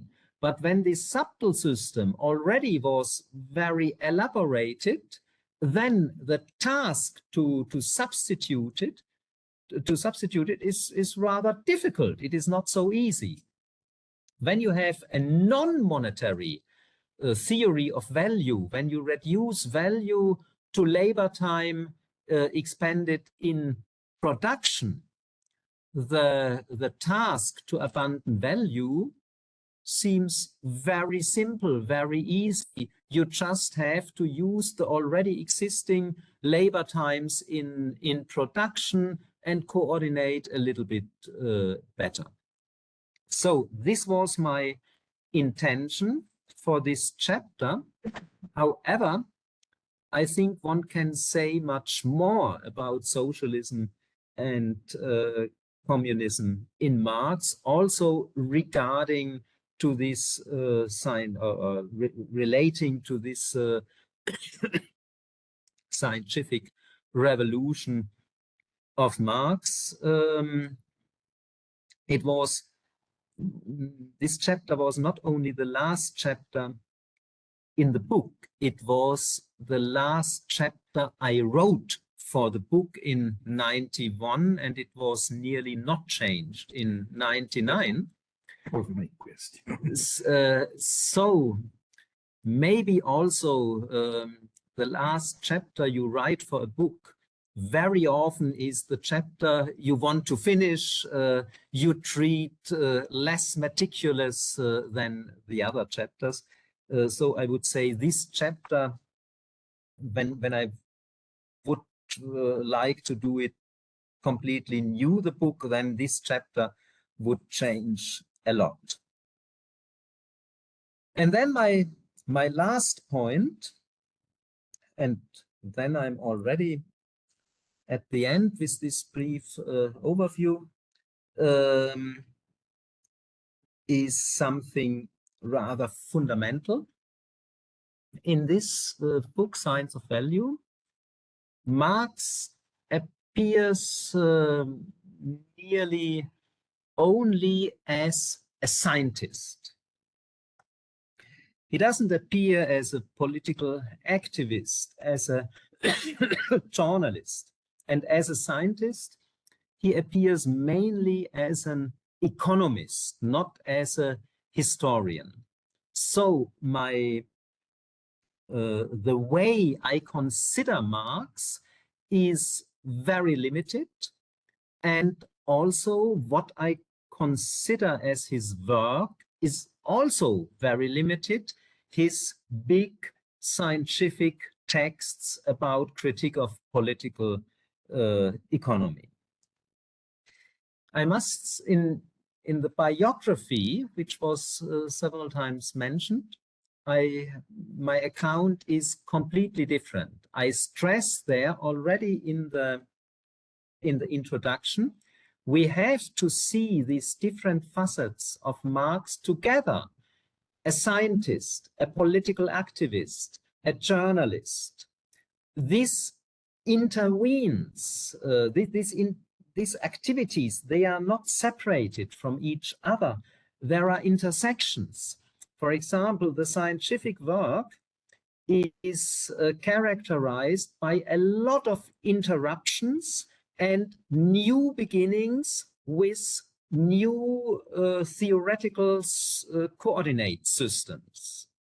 There is not only a break between the young and the old Marx, there are a lot of breaks, ruptures on different aspects.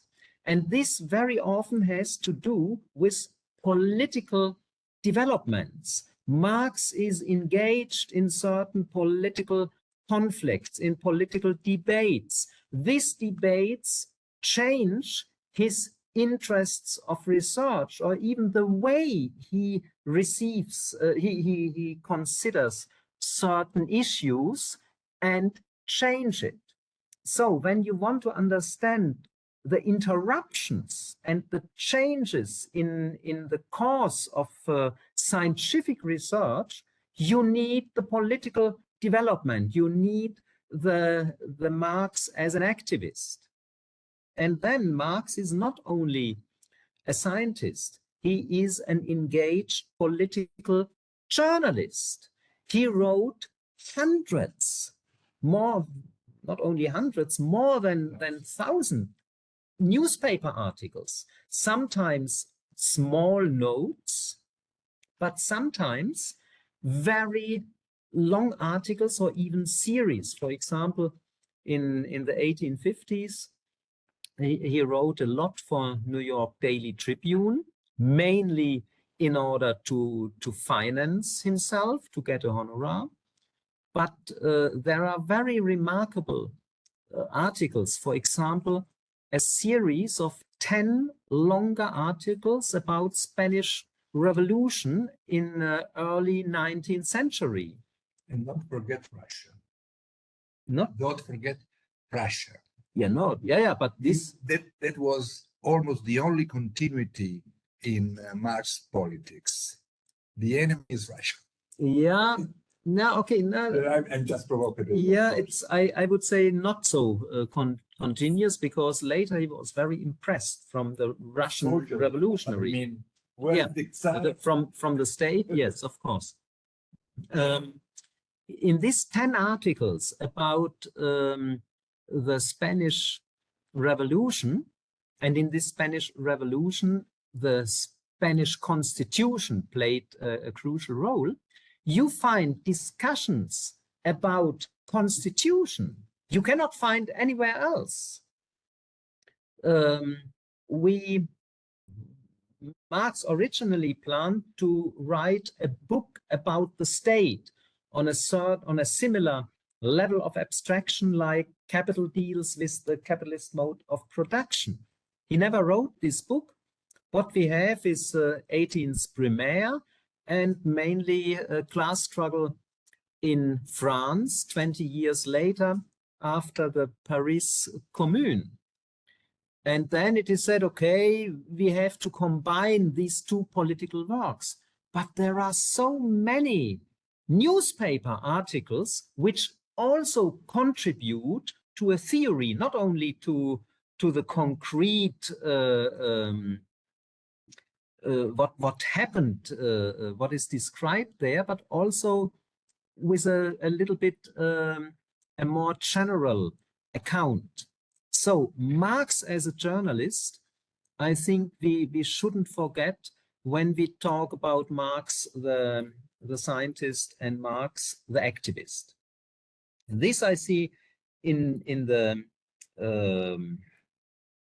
in the biography as absolutely necessary. In the biography, I don't give only an account of Marx's life in a narrow sense. The biography has the subtitle also Evolution of Works. I want to show how the works of Marx emerged and developed. And this is only possible when we take these different facets into account. Here in Science of Value, I didn't do it. Here is Marx, the scientist who produces scientific texts. And I must say, in the time, in the 80s, when I wrote this book, I couldn't do otherwise. I needed such a limited approach in order that I myself became clear about certain theoretical questions. This now then is the basis for the biography. So I couldn't do these biographies in the 80s. I could do Science of Value, but I must, in order to be sincere, I must say it is a limited approach to Marx, and you should read it not as a book about the whole Marx, read it really what I said before about a book about the scientific revolution done by Marx, about issues like value, capital, crisis, law of the profit rate to fall. But there is much, much more Marx beyond this, more Marx as person and more Marx work beyond Science of Value. And I try to include all these more Marx in the biography, and I hope I will live long enough to finish this biography. So, and now I really stop with the presentation, and we open to the questions. To the floor. We have 1 hour and 10 minutes if you want to use it. I remember that if somebody wants, the book is still here at the price of 20 euros. I will do my lecture on the book and my introduction, because I do it 2 mornings, so it could be an idea to do that. I was lucky enough that he wanted Riccardo, come here. We have still not so important. He wanted an help, not important. He would have liked at first to have an help to present to the presentation. I knew that it was not needed, and I'm happy. So my critique of him at the Basso Foundation will appear from nowhere as a command from the back. I'm joking. Please, questions, argument, objection, whatever.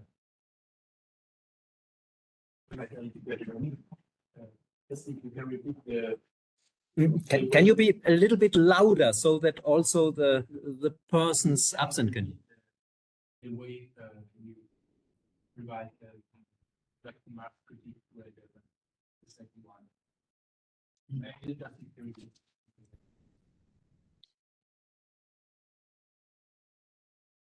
Okay, maybe another question in the same direction. Yeah, when there are 2, 3 questions.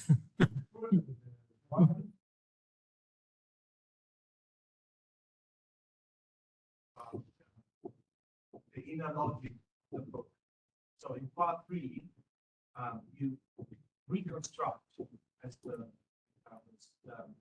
the critique of political economy against Marx when necessary. So you sort of try to remedy some of the shortcomings of Marx's own critique of political economy. I think there is, while reading the book, I felt there was an inherent tension in this, this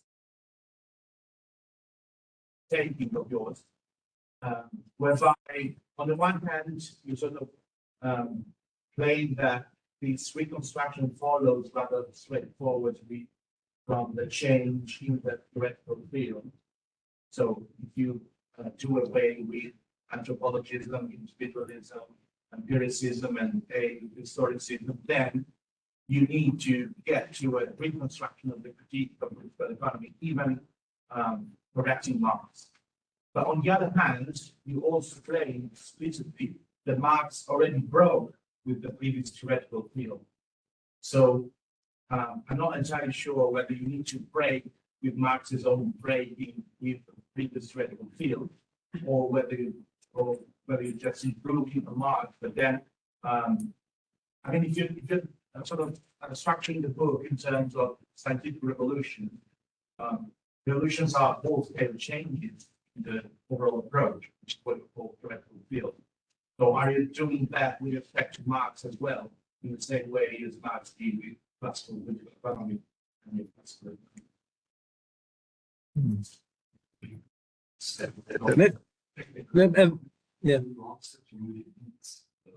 Yeah, I will. Some other questions now? The first round? Then it depends. Okay. Yeah, I would like to know something more about the ambiguity. Are there two sides of ambiguity, or there are many of them?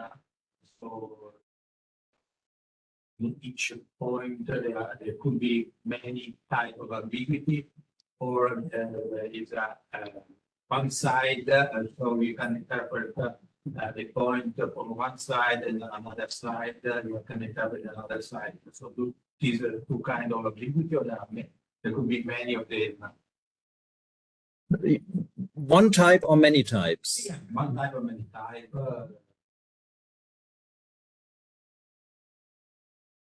Okay. Do I add one or it's up to you? If you Okay, maybe the this one. questions are already difficult.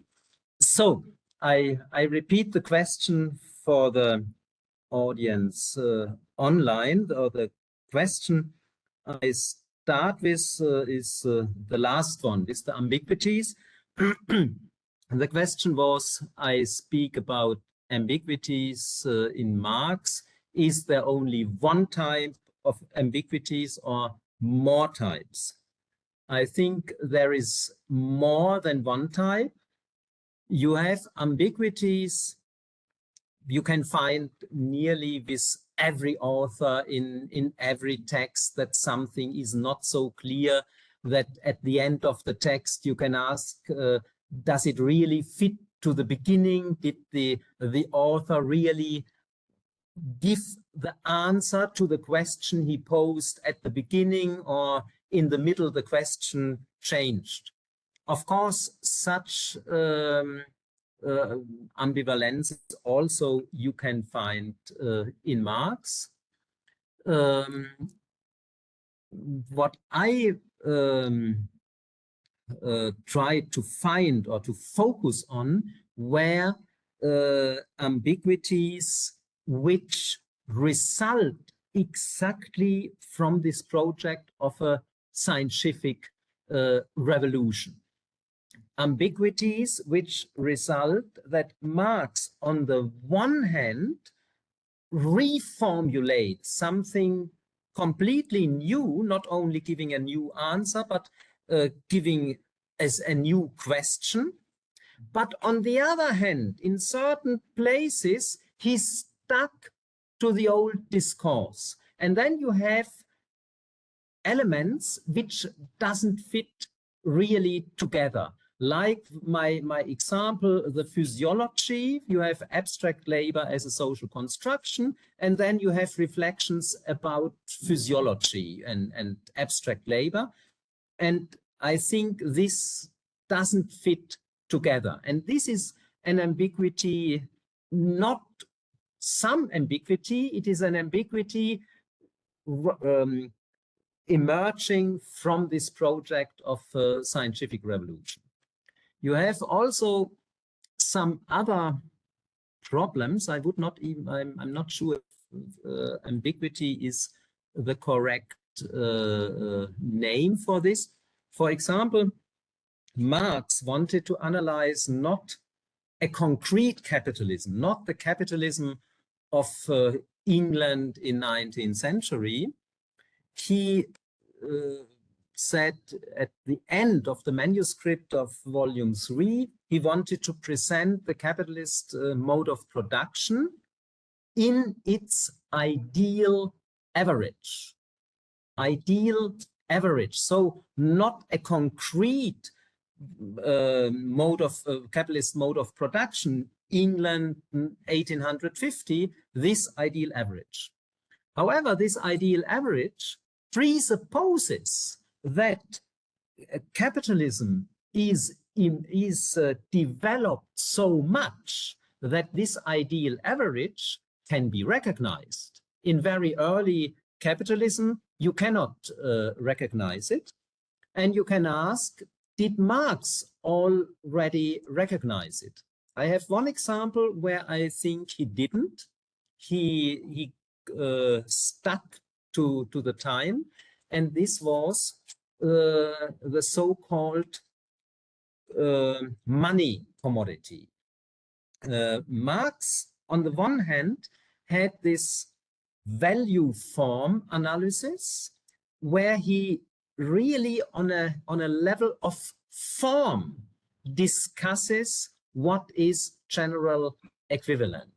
But then he connects this with a money commodity, so that money always needs as a bearer a certain commodity which is excluded from all the other commodities. This money commodity, of course, can be represented by paper, for example, but the paper is not really money, it is representation of the real money. In 19th century, this was mainly true. I would say it was already a kind of transition period, and in 20th century, the money commodity completely disappeared.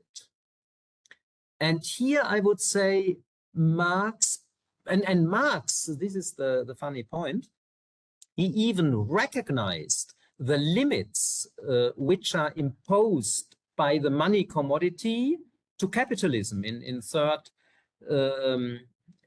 the third volume, this is an important point for the credit system. It is important for the discussion of the British banking laws, which had to be suspended during crisis, and Marx was in 57 very proud that he anticipated this suspension. So he understood very well that the money commodity imposes certain limits to the capitalist mode of production, but Marx thought the capitalist mode of production is unable to overcome these limits because they need this money commodity. 20th century proved that capitalism doesn't need a money commodity.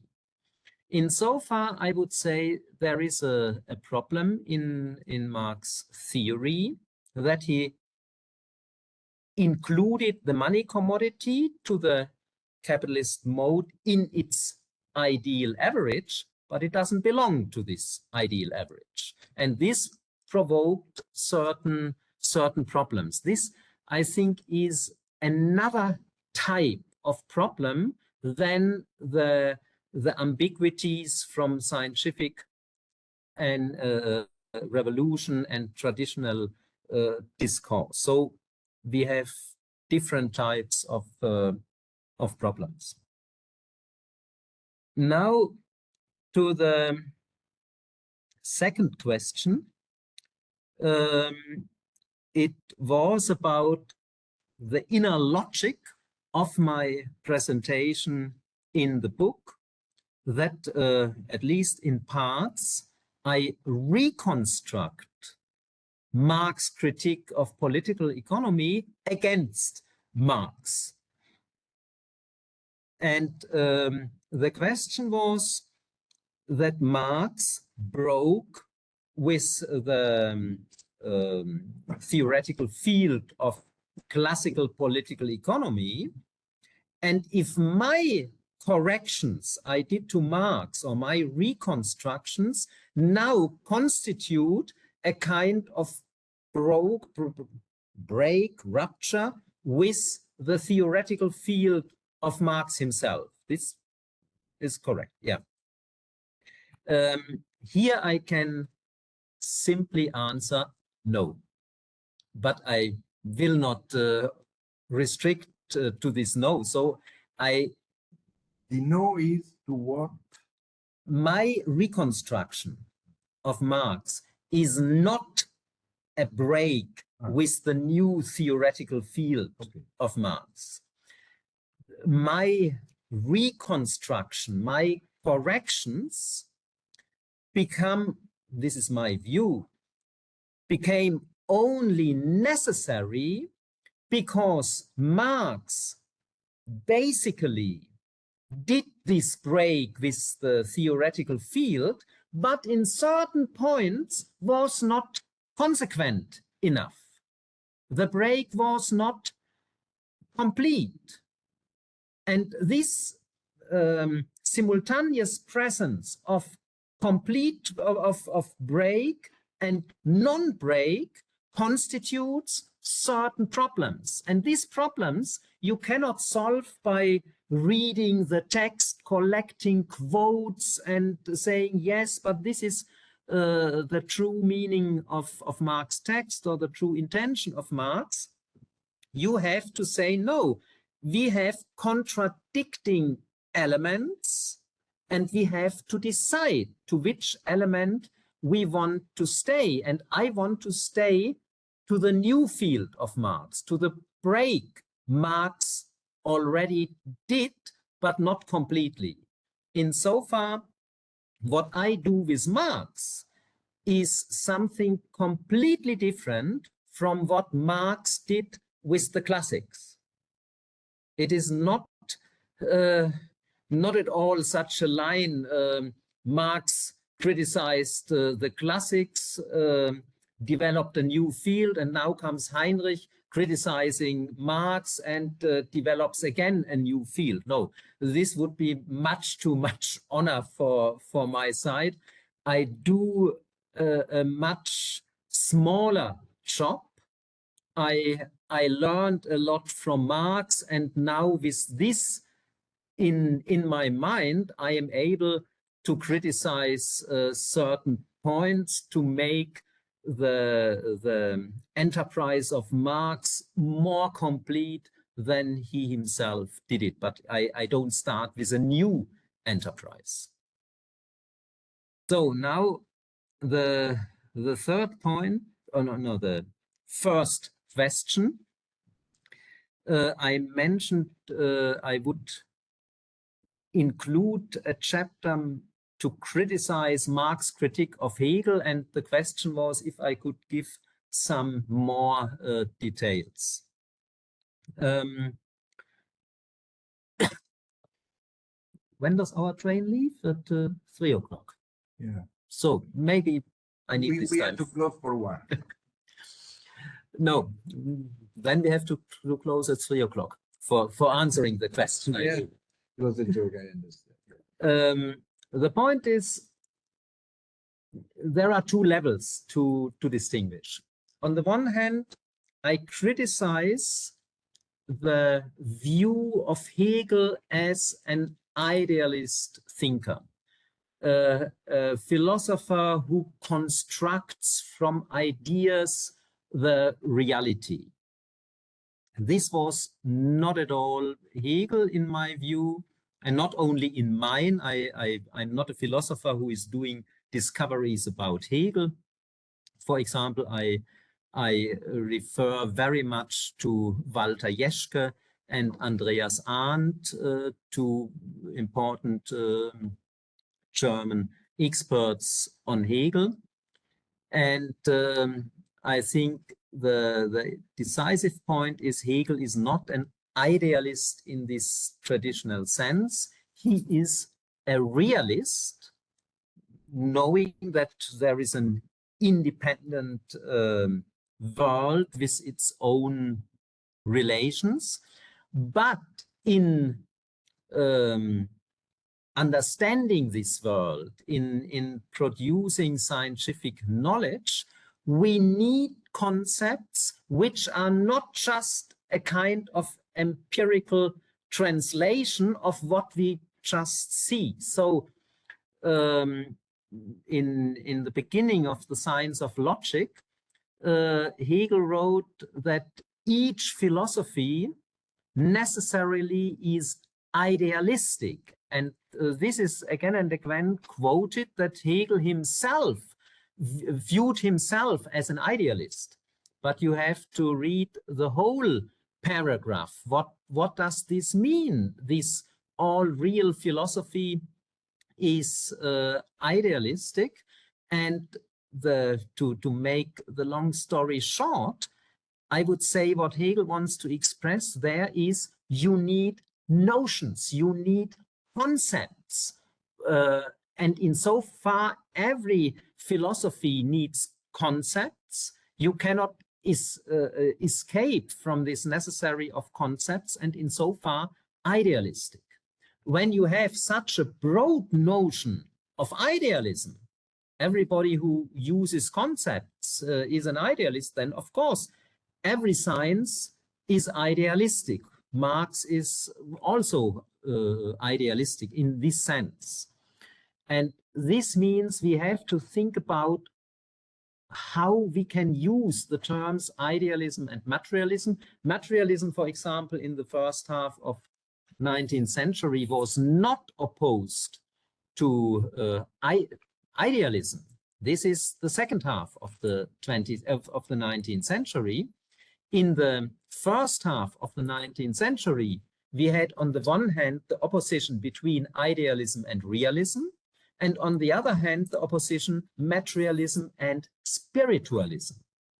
To be a materialist basically means to deny that gods, angels, and so on existed, that there is such a spiritual sphere. But the question was not idealism. Sorry, the two differences were when? In early 19th century, you had idealism, realism, and materialism versus spiritualism. And only the writing about the history of philosophy transformed this in the second half of 19th century to an opposition idealism, materialism. And with this new opposition, we look back to the early 19th century and press everything in this framework. And this doesn't work. So this is my basic objection, that also Marx is doing this somehow, that there is a lot of influence of Feuerbach. Feuerbach was the first, not the very first, but the first who did extensively a Hegel critique along this line. Oh, an idealist is producing a world, everything is upside down. And Marx, in some respect, follows him until Capital. But in Capital, when we especially take the postface to the second German edition from 1872, where you have these famous phrases, we must confront idealist dialectics with a materialist dialectics, we have to put it upside down, and so on. I would have there also another critique, and I hope I presented this sometimes online, but I want also to write an article about this. The postface to the second edition, like the introduction of 1857, you cannot use as a guideline for Marx methodology.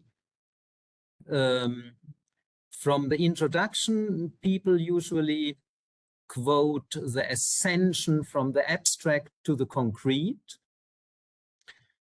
What Marx not even said is his method. He said every science has to follow this method.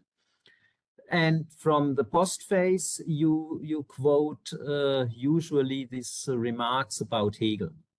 And I would say, especially the postface is a polemic political text. Marx, the first edition of Capital, was criticized from different sides as a kind of Hegelian science.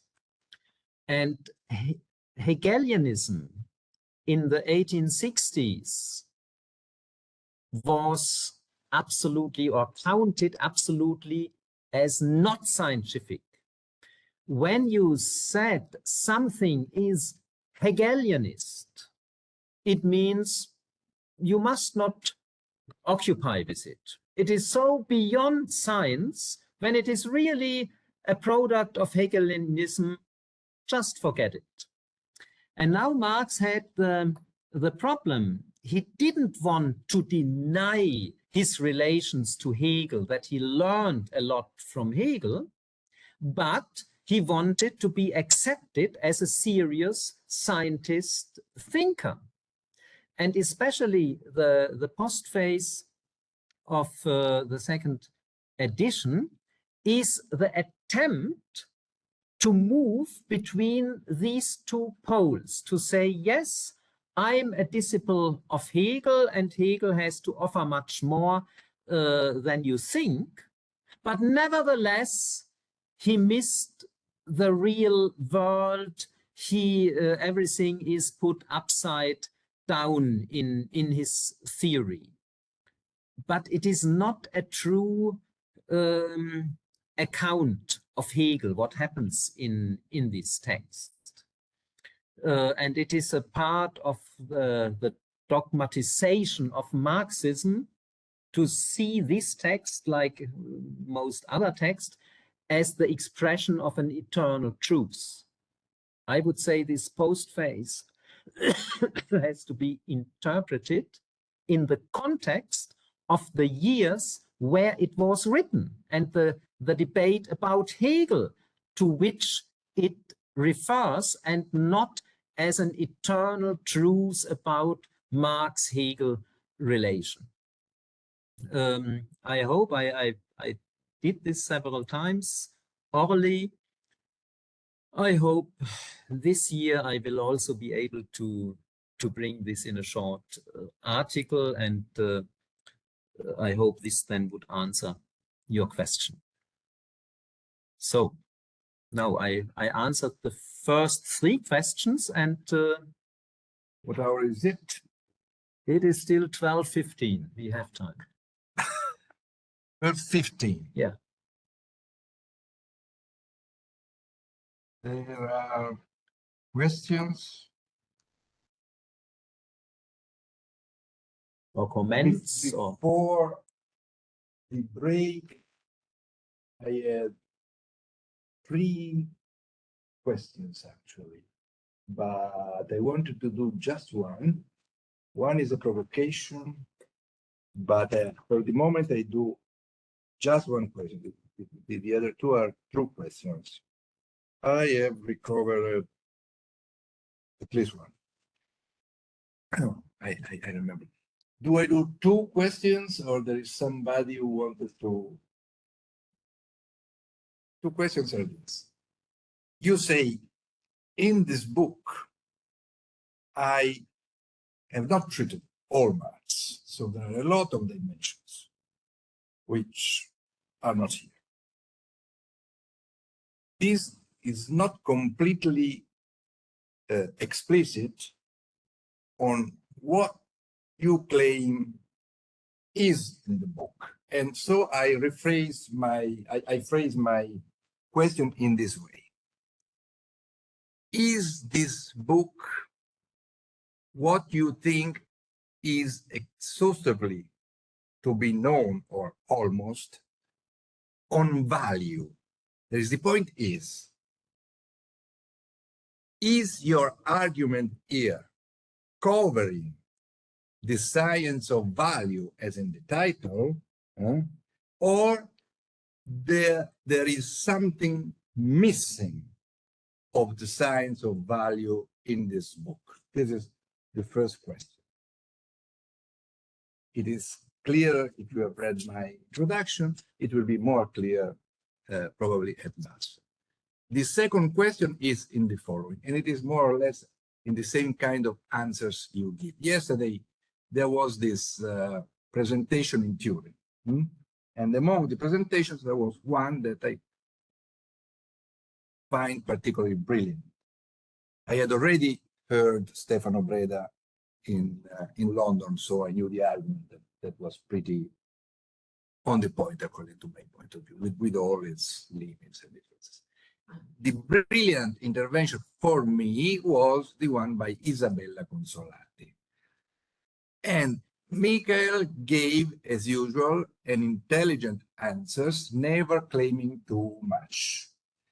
I that she raised one point that you raised again here. I'm speaking of Marx, the scientist, but this does not mean that among the things that they don't treat, there are things that are absolutely relevant in dealing with Marx as Marx. Among these, the political dimension. Then you said also the journalists, etc. I suspect that there is another way of looking at the question of Isabella Consolati, which is interesting also to me. I'm not saying that I will say the same thing as Isabella. The question is, can one, in the science of Marx, clearly divide the science on one side and the political intervention on the other? That is, in the science of value cannot be, I am provocative, sterilized from politics.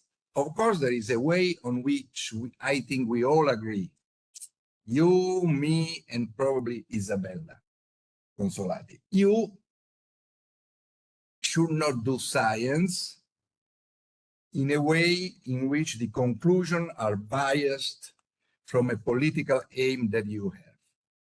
But is it possible that the object of knowledge, with its relation with the real object out there, can be scientifically dealt with without a political element? Of course, this requires to define what is science in Marx. And maybe that here some approfondimento, some deepening of the argument from you and from everybody would be important. Okay. So the first question was, This is exhaustively. I try to repeat it here for Okay. I'm not sure. So I said I don't cover the whole Marx, and the first question of Riccardo was science of value.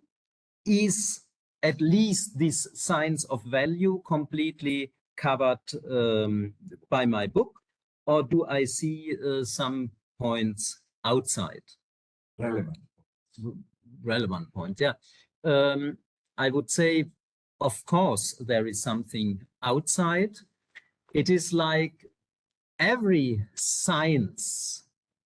It starts as a basic, but there is you can say something about the starting points. What you need to start with a certain science or with a certain issue, but the end is never defined. So how far science of value will reach, this is not clear. Insofar, it is clear that there must be something outside, more concrete, more detailed aspects. My interest was mainly to identify these ambivalencies in the founding territory of this science, a founding territory, what Marx tried to explain in the first 4 or 5 chapters of Capital. I don't say the rest is not important, but I was focused on this founding area. But if one would say, in the definition of value that you find in your book, there is something essential to value, which is not there, because the notion of value is constructed by Marx at a certain point, and to fully understand what value is, you have to arrive to the real subsumption of labor to capital, and that redefines value as you get it. You probably would have problems with that. I don't see why I should have problems with that. I said there is never an end. And I wouldn't say there is an end with a real subsumption. This is an issue of volume 1. Yeah, you can also say the Trinity formula. At the end of volume 3, there are still new aspects you can find. So this I don't see as a basic argument, but for this, in quotation marks, foundational questions, I think it is more or less complete. Then your second question was about science and politics. Mainly, can we really distinguish between pure science on the one hand and political interventions on the other hand? One point you already agreed, a point which I quoted yesterday with this famous sentence from Marx about Malthus. Malthus was accused by Marx that he accommodates science to external interests, that he manipulates the argumentations, the results, in order that they fit to certain interests. And we all agree that when you do this, this definitely leaves the range of science. But beyond such a clear case like this, can we think of science beyond political intervention? And here I would say we have to distinguish certain levels. For example, what you already choose as an issue depends on the context and depends on political interests, political debates. This was, by the way, a point which already was accepted by Max Weber in his writing about objectivity of science. In Marx, we have a very nice example at the beginning of the Grundrisse, where it was not Grundrisse, didn't begin as a draft for a book. it began as excerpt notes about Alfred d'Arimont, a pupil of Proudhon, and reforming, a book of d'Arimont about reforming of banking. Marx excerpted these books. He had some critics, and rather soon, or rather quickly, he came to the point that the basic question in order to criticize d'Arimont and others is the question,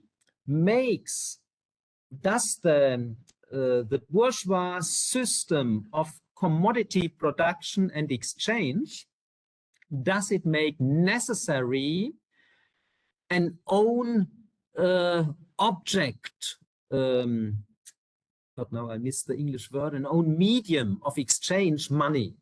So can we separate money from commodity? What is basically the presupposition of Proudhon and d'Arimont, to have commodity production without money? Or can we not do this? And this question led Marx to an intensive study of the connection between commodity and money, which was not so easy to say, no, we cannot separate. In Grundrisse, in this first chapter on money, he did 3 different approaches, but he didn't succeed. In 1859, a contribution to the critique of political economy, this short booklet, he had a special account where he didn't really distinguish between value form and exchange process. This distinction he did in the first edition of Capital.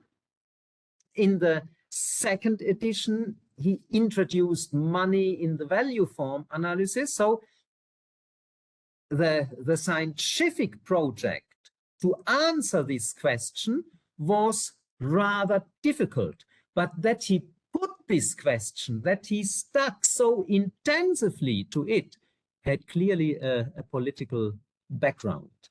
And also the politics brought inside the science. He wanted to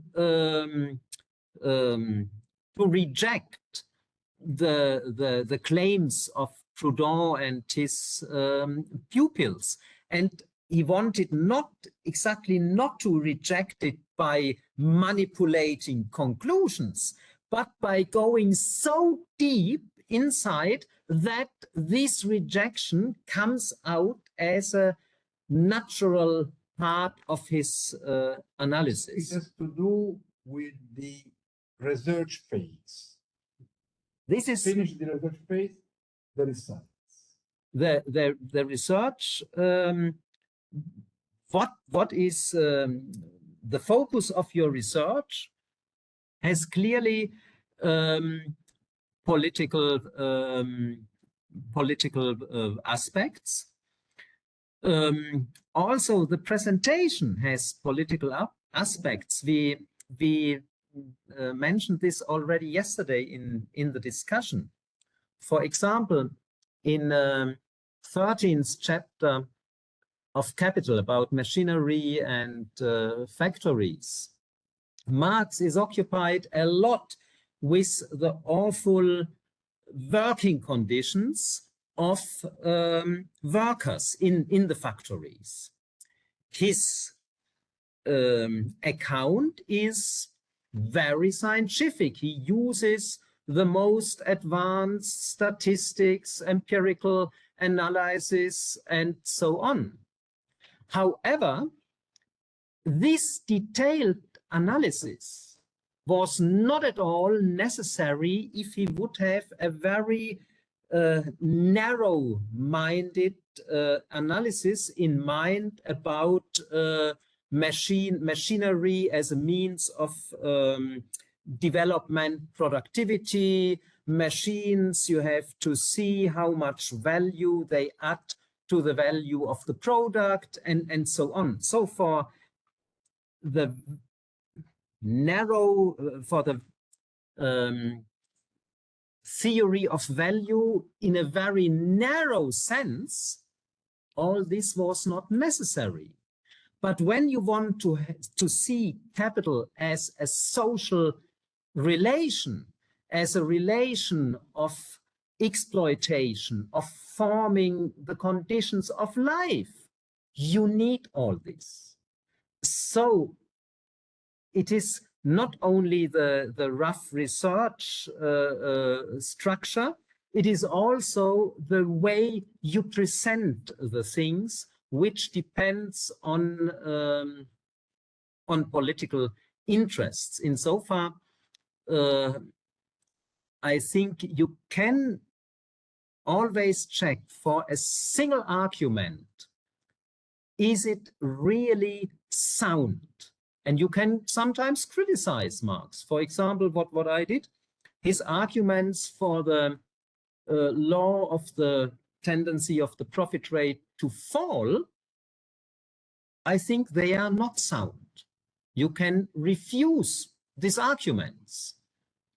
So you can test, you can have a scientifically test of single arguments, but the whole core, the whole what is researched and what is presented, this has clearly a lot of political marks. It is stamped politically.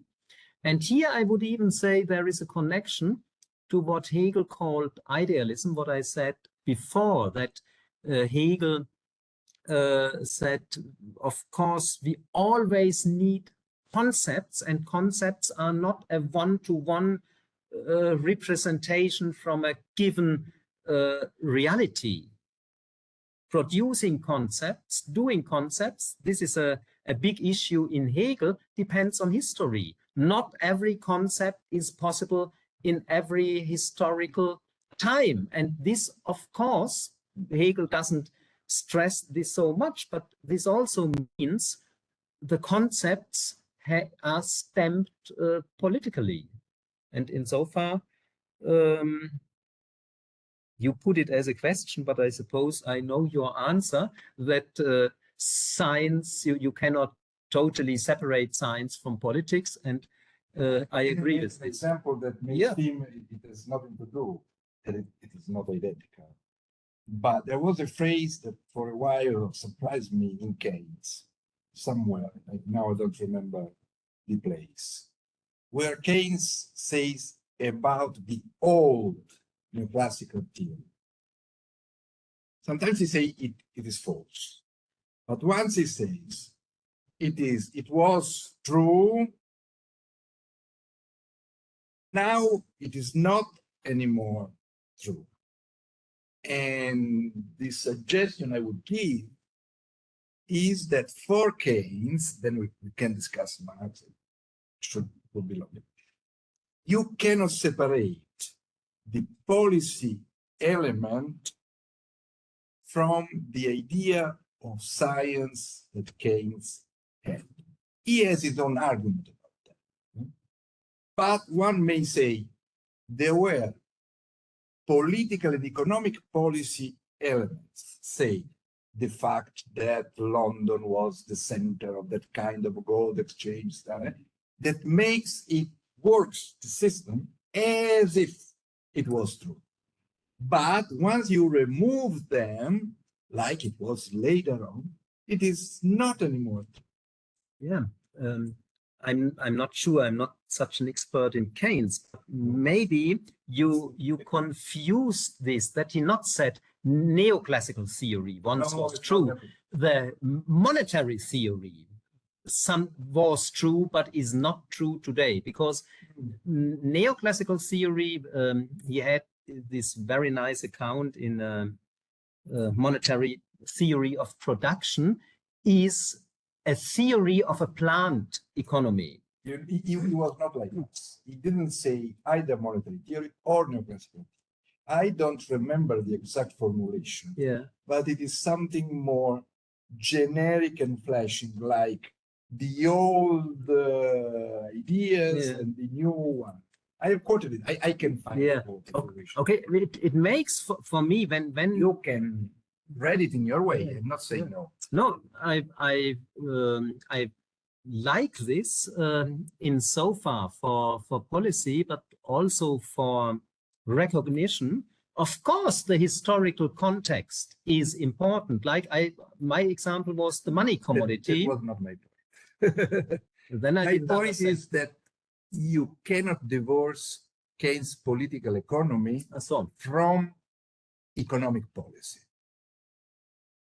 It cannot exist. In the kind of world in which we live in, which is actually how Keynes phrased the thing, the two things cannot be separated.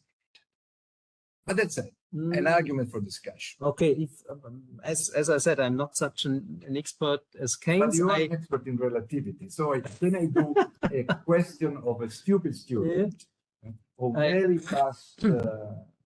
I suppose I would refuse this, that there is an expert in any case. I refuse it.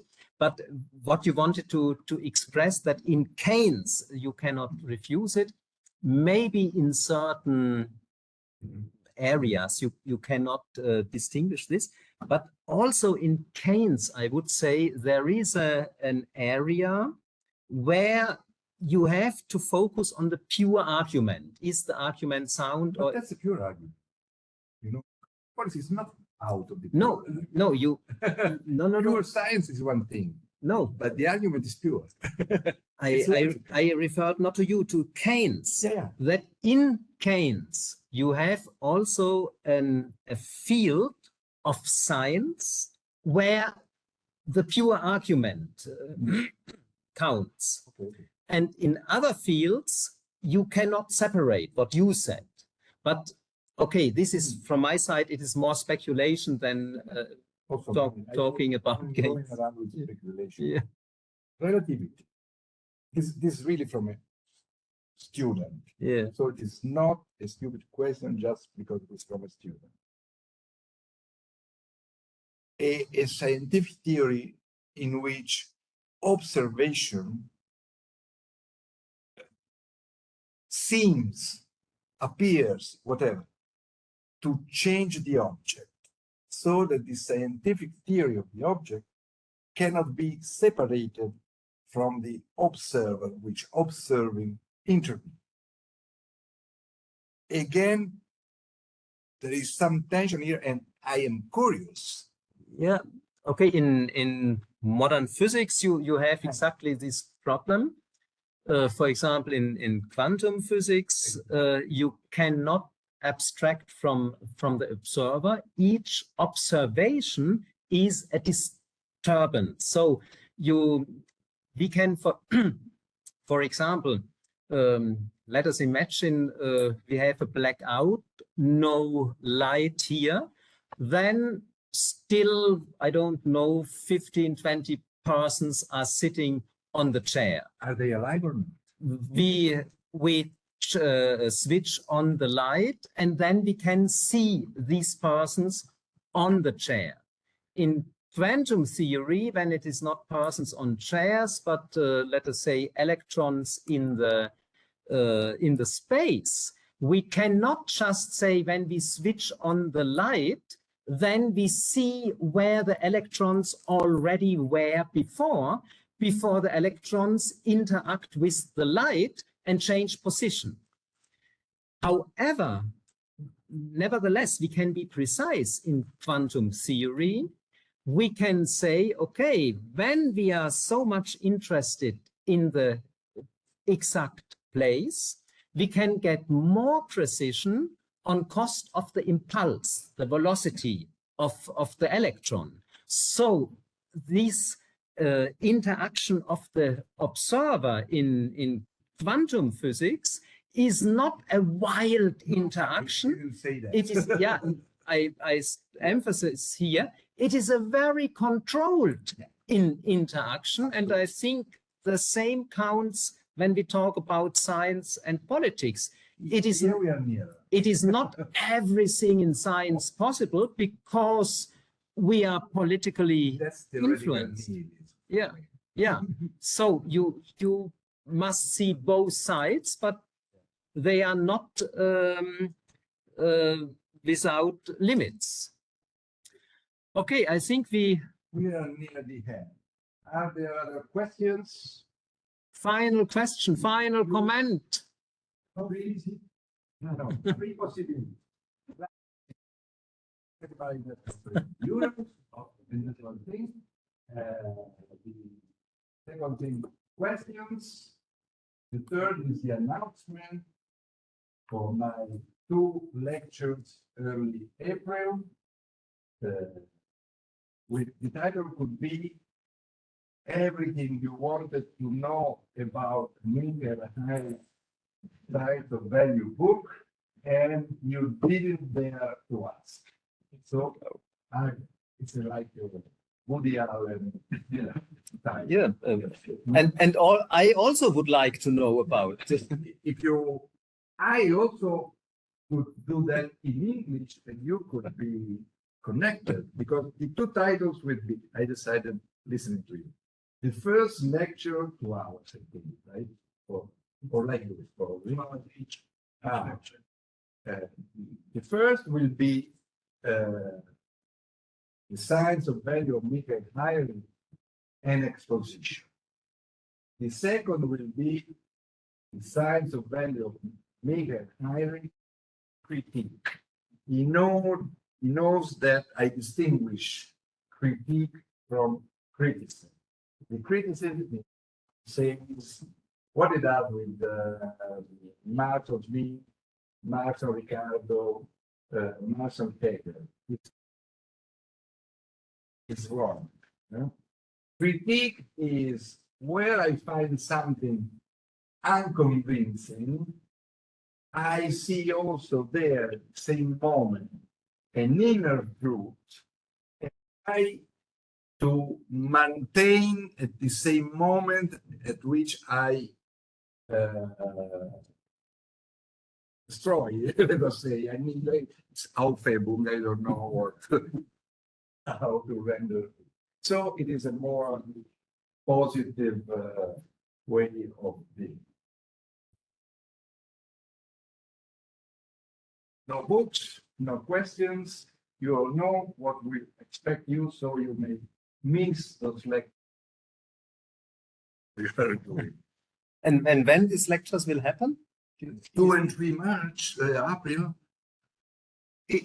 If you could connect, I do in English. If you don't, I do in Italian for them. Yeah, I'm probably not. I will be in Ohio and Why? teach there. Yeah. No, I am happy because I want to take this. So people invite me all over the world to understand Michael Heinrich, but they understand him better than without me. Okay, so we can safely go on. Dobbiamo firmare qualcosa?